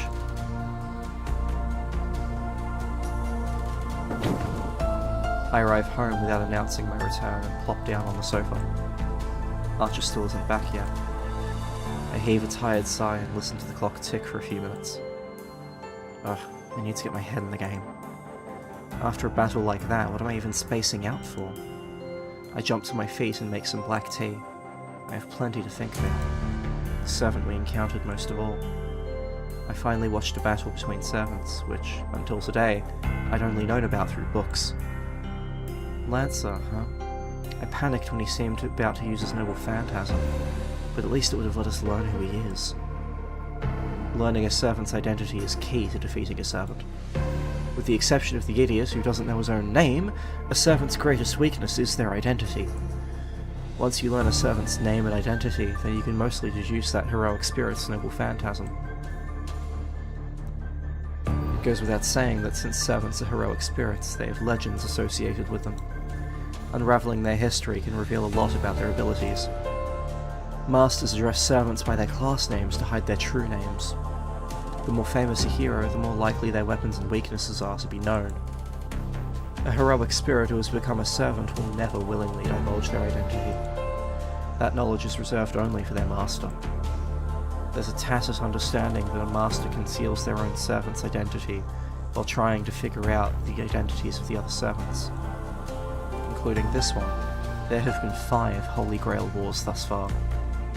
Each servant's quality depends on the caliber of the summoned heroic spirit. Naturally, a famous hero, or one with a legendary weapon, is powerful. Accordingly, it's difficult to summon such heroic spirits. For that, a summoner needs a connection to the heroic spirit they're summoning, such as a weapon the hero wielded during their lifetime. Even the Mages Association, with all its resources, only has a few such items in its possession. That's why most mages, myself included, summon a heroic spirit whom we have an affinity with. A servant's strength is determined by the caliber of the heroic spirit, or so the logic goes. But reality isn't so clear-cut. Even a superior heroic spirit might struggle when the classes in play aren't favourable. Class-specific abilities can have a large impact on the outcome of a battle. Each of the 7 classes comes with additional abilities, and the interaction between these can allow one to triumph over a stronger opponent. To continue the example, it's said that greater heroes were defeated by lesser-known heroes in each of the previous 4 wars. As far as I know, the best servant class is Saber.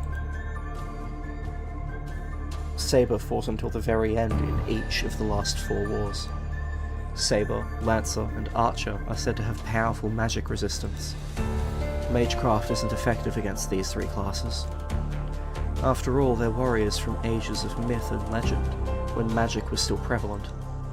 Spells cast by modern mages would probably fizzle out on contact. That's why the first 3 classes are generally considered the most desirable. The other class to watch out for is Berserker. Heroic spirits summoned in this class lose their sanity. As the name suggests, they become crazed warriors and puppets of their masters, but are strengthened beyond the powers they had in life. It's also worth noting that the stronger a servant is, the greater its burden on its master. In the past, masters who drew berserkers couldn't control their servants, and ultimately self-destructed due to running out of magical energy. No exceptions. In the vast majority of cases, Holy Grail wars are won by the summoned servant's abilities. Of course, there are plenty of ways for masters to win battles, but it basically comes down to fighting between servants. That's why a master needs to commit the utmost diligence and effort to summoning a servant.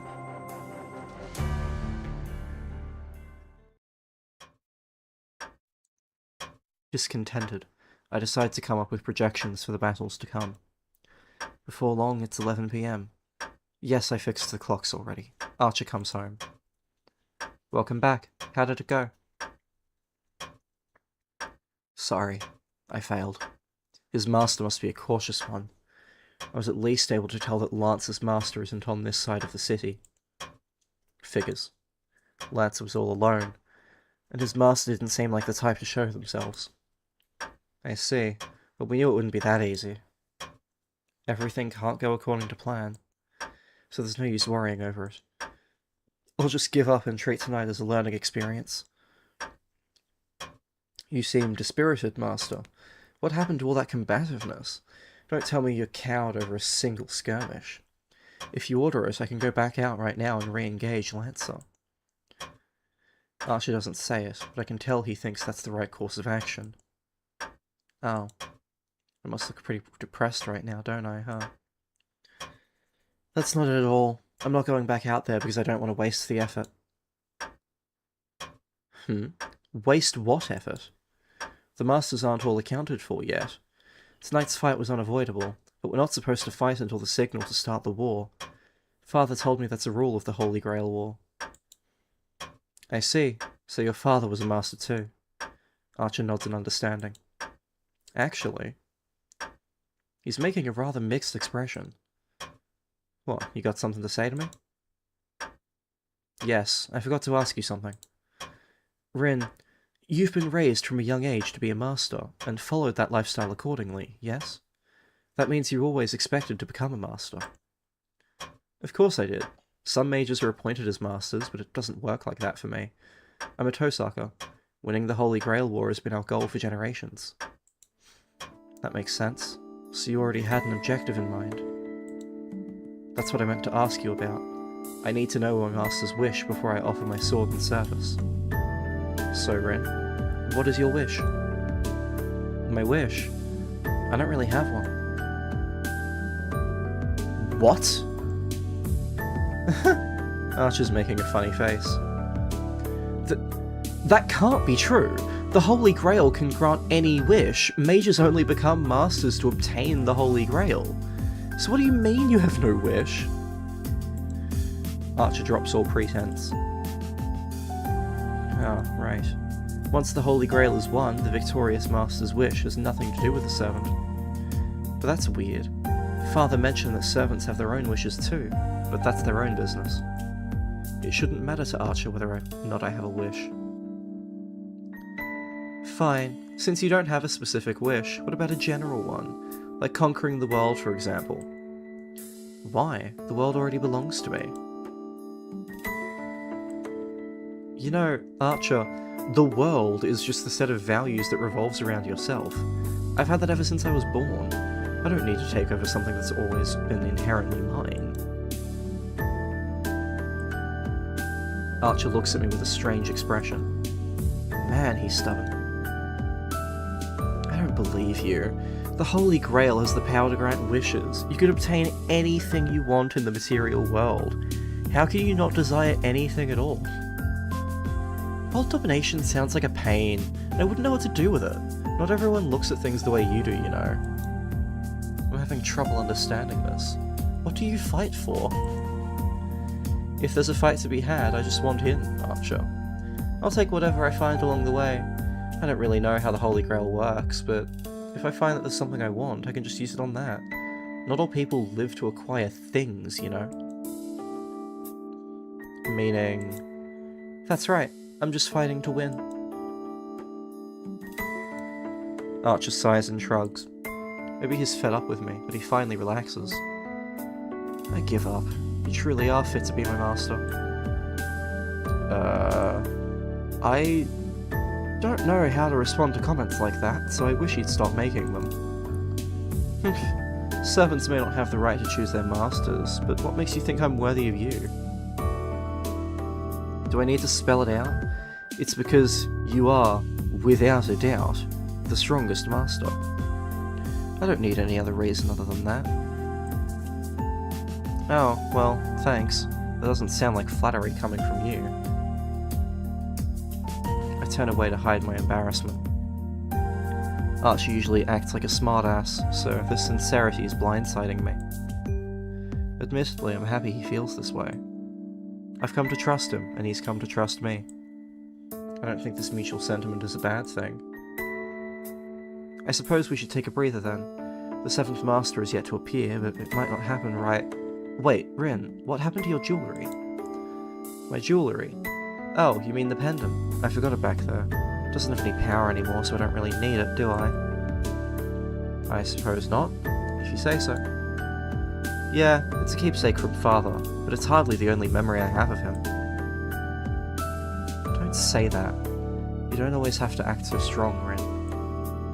As he nags me, Archer holds out the pendant I left at school. Oh, you picked it up for me. Don't lose it again. It really belongs with you, Rin. Archer avoids eye contact as he passes the pendant to me, looking almost bashful. Okay, thanks. I accepted it. To be honest, I'm not sure whether to be embarrassed or play it off right now. The pendant is as I left it. As I thought, it really doesn't have any energy left. It's just an expensive jewel now that it's empty. Oop, shit.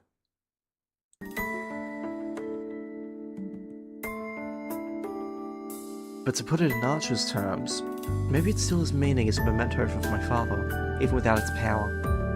I suppose I can laugh this off as a net win, since I spent my trump card to save someone's life. Wait a second. I jolt up in my seat. I wasn't thinking straight when I lamented what I lost, but as I pull myself together it strikes me. He saw us, so I ought to alter his memories. Meanwhile, Lancer prioritized eliminating witnesses over fighting us. Lancer's thinking should reflect that of his master. Which means, if a master who went out of their way to kill a witness finds out that he survived, they won't let him live. I stand up from the sofa. It's already been 3 hours. I might not make it in time, but I can't let this happen. Not after all the trouble I went through. I sprint through the night. Fortunately, I know where he lives. Not because I bothered to find out, but because someone I happen to know goes over to his place often. I've never been there personally. Good grief, you're really making this harder on yourself. Archer gripes unenthusiastically. It's going to be as much of a struggle to rescue the guy now as it was to save him earlier.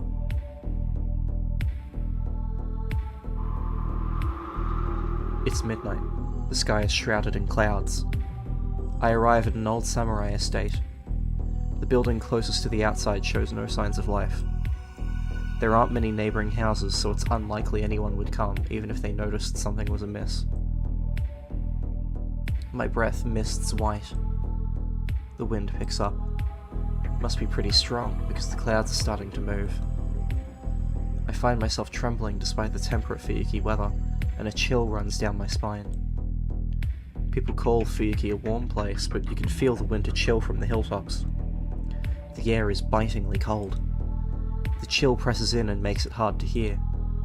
In the midst of this air that seems conquered by the cold, I keenly sense the enemy. He's here. The Lancer from earlier. I bite my lip. Something's on the other side of the outer wall. Lancer must have already infiltrated the house, waiting for its witless owner to come home to his death. We'll just have to jump over. I'll think about what happens when it happens. Just as I'm about to order Archer to go in.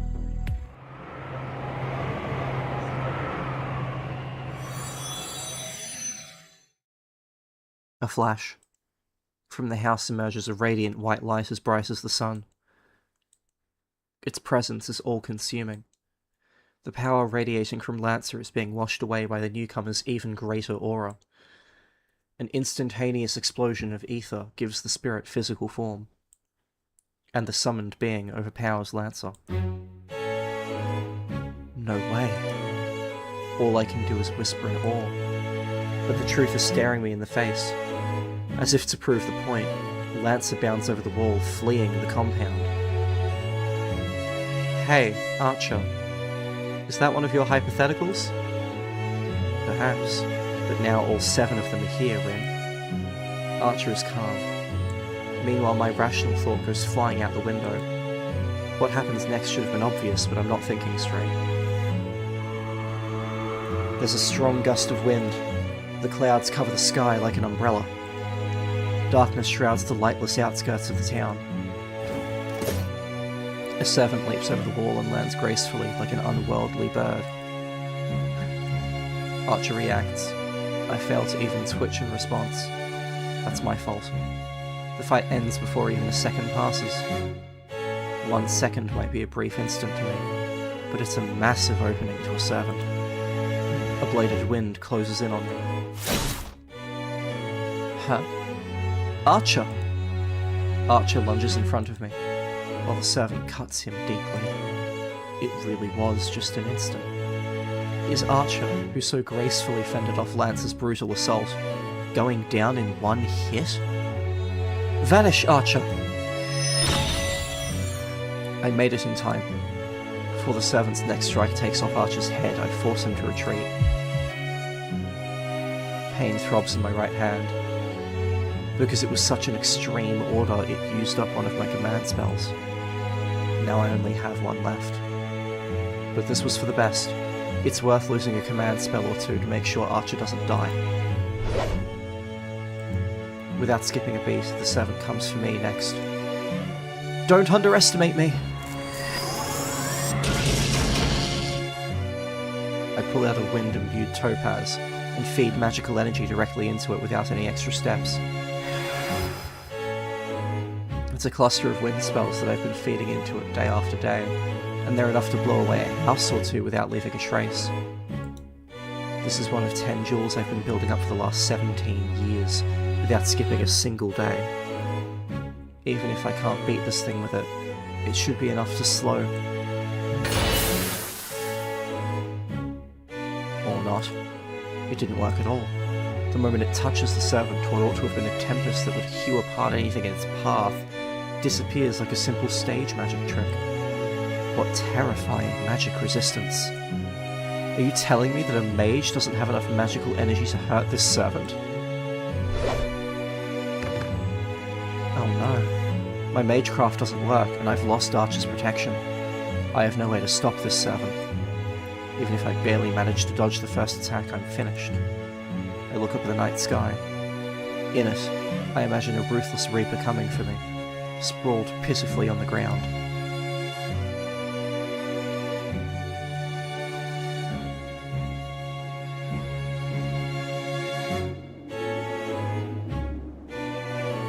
What?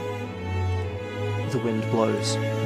Through a break in the clouds, the moon peeks out through the spiral-like sky. The moonlight highlights her elegant profile.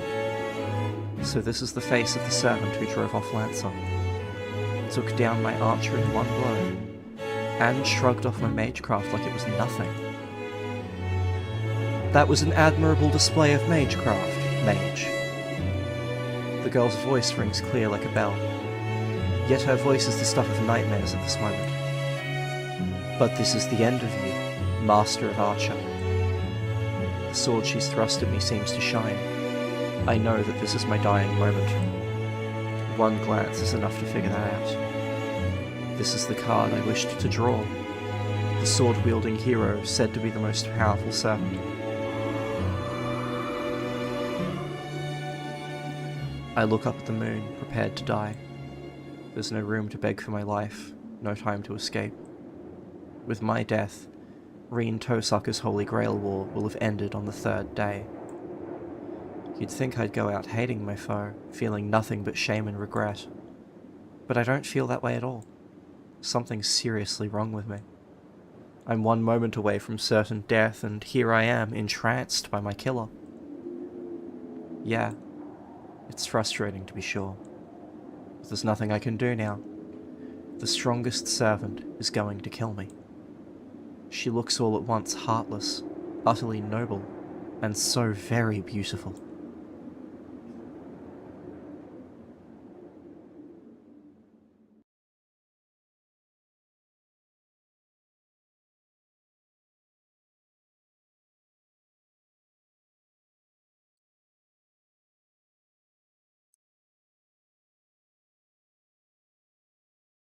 I am the bone of my sword. Steel is my body, and fire is my blood. I have created over 1,000 blades, unknown to death, nor known to life. Have withstood pain to create many weapons, yet those hands will never hold anything. So as I pray, unlimited blade works.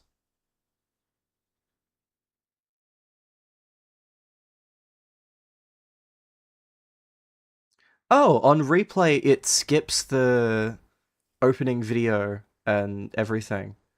Okay, cool. I don't need to fuck around with that shit then. That was the prologue! Over 3 hours long, and you don't get to access the main menu until you finish it. We're gonna save.